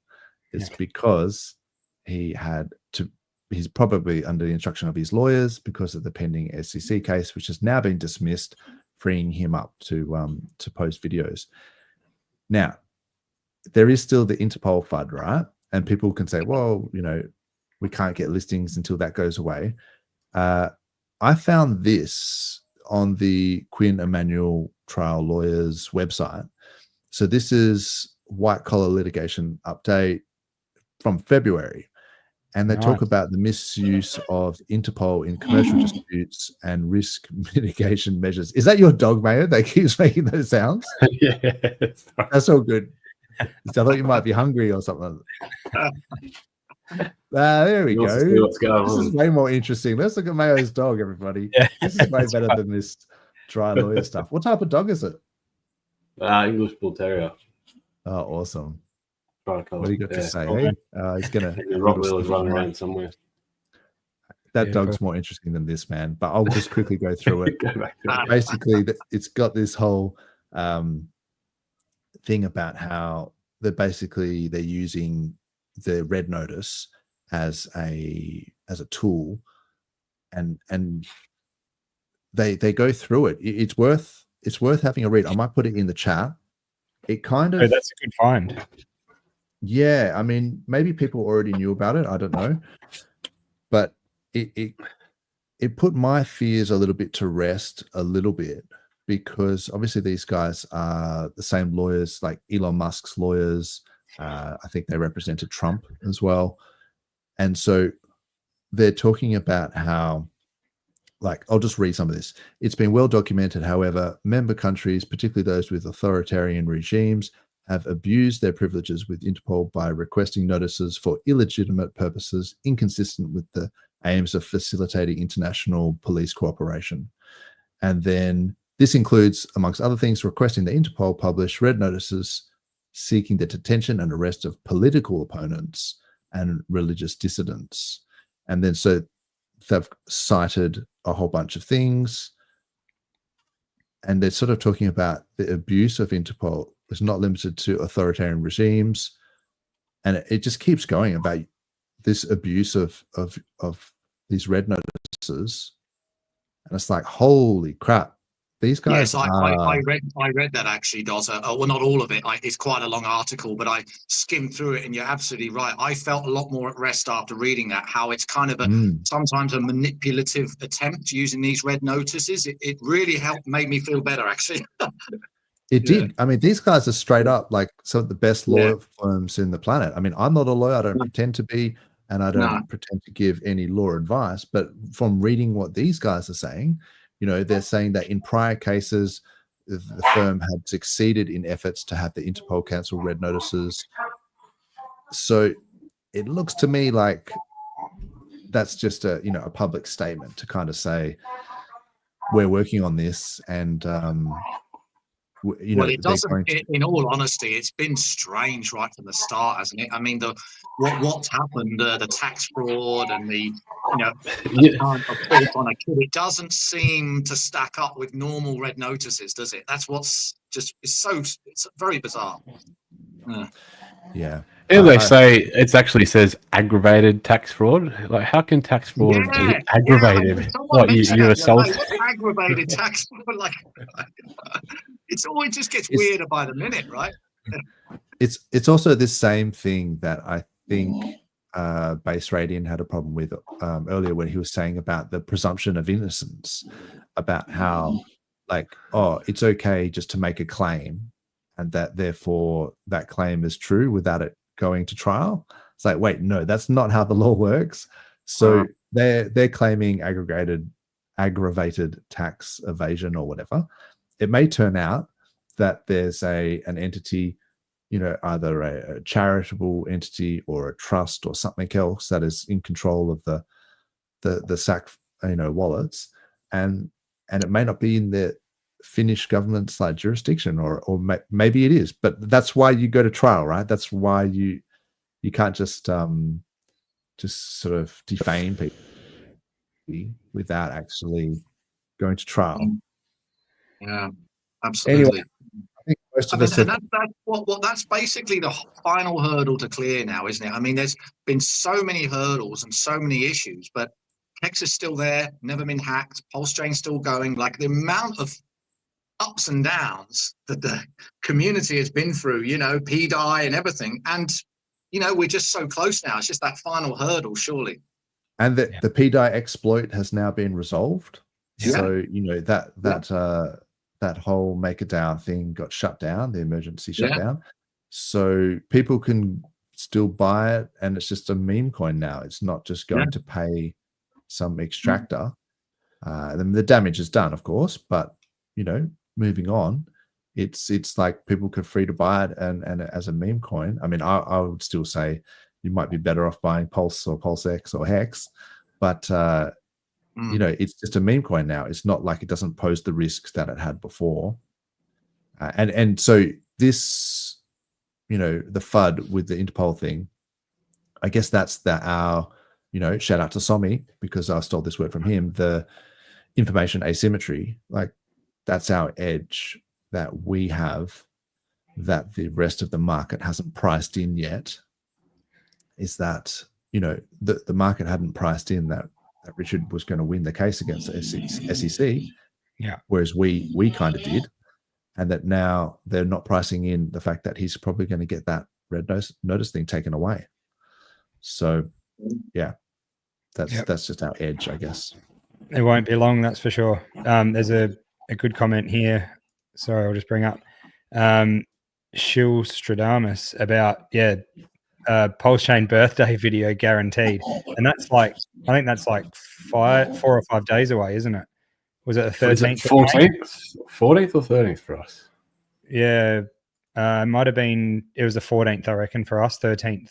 Yeah, 13th for US. So if we get another We're in the video, future. you know, it sounds silly speculating over videos, but could be another, another really positive thing for PulseChain to see him again on that day. Yeah. Yeah, 2 years of PulseChain. So I think May 13 was when it went live. Maybe there was like a day or two while the AMM Fixerbot was doing its thing, and then we got access, and then the infamous bridge got clogged.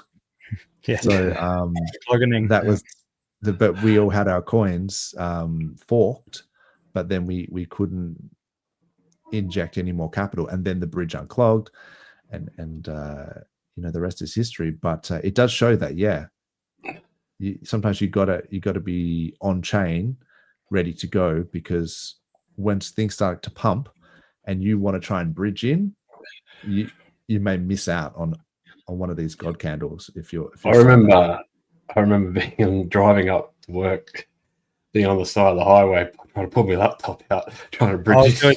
I was doing the exact same thing. And it goes back to what KG was saying before. You need somewhere where you can easily inject capital if you need to. Yes. Yeah. Mayo, we're probably in the same parking bay. Like one behind me. That's right. Just look over.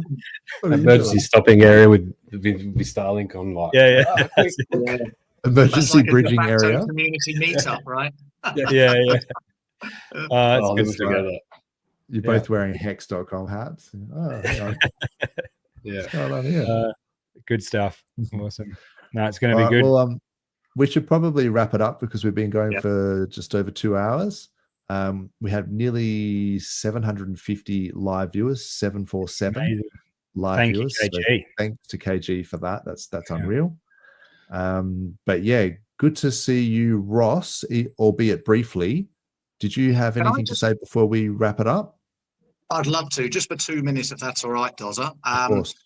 Just let all you guys know, I'm going to be on Adam Stokes' show on Wednesday night, and we're going to be chatting about AI and all this deep fake stuff happening and how that could be resolved. Because now, like nowadays, you watch a video and you just don't know what's real and what's fake when you're looking at it, and it just creates a lot of confusion. Yeah. So I'm going to be on Adam Stokes talking about how the verifiable web will hopefully solve that with Chainlink maybe being a solution to all that.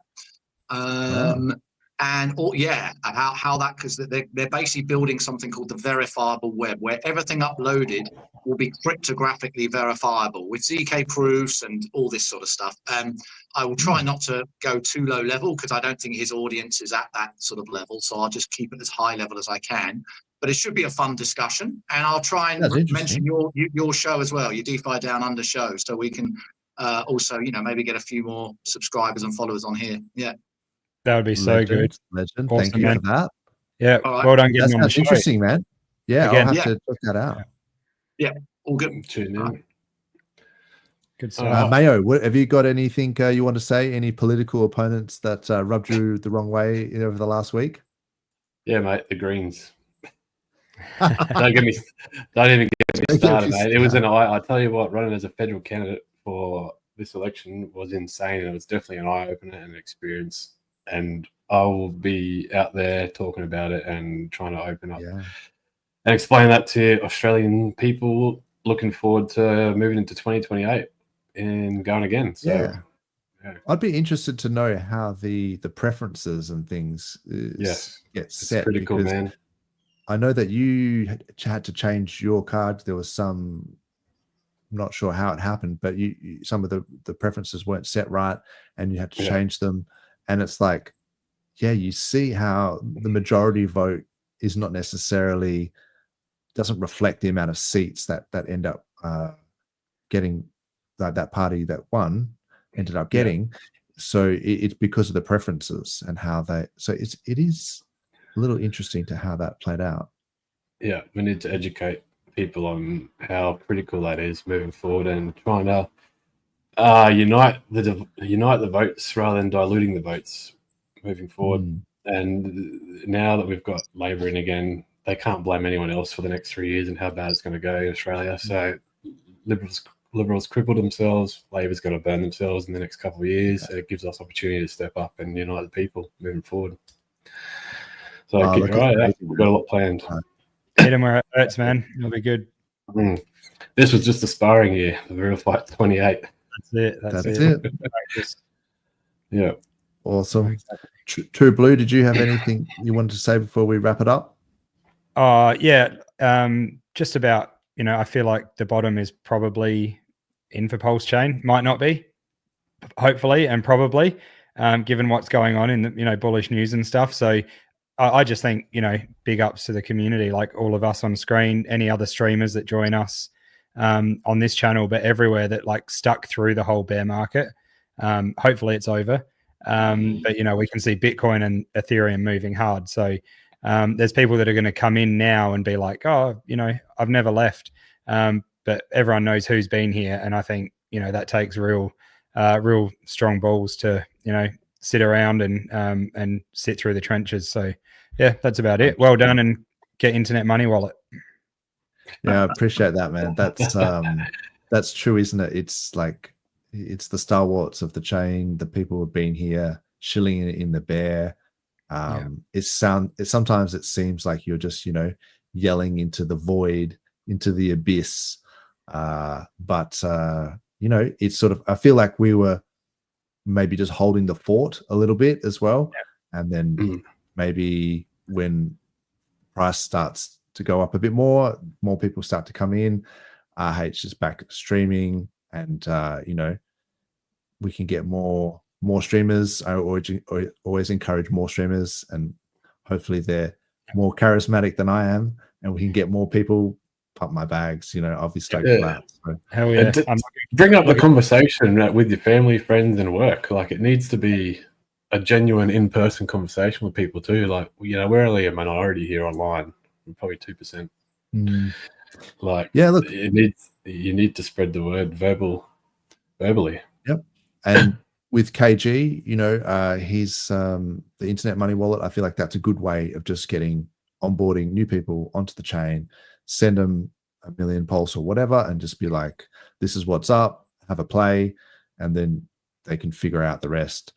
But again, mad thanks to KG for coming on Internet Money, and we've got nearly 777 viewers. So that's a good number. That's a good number to me, even though we don't like numerology.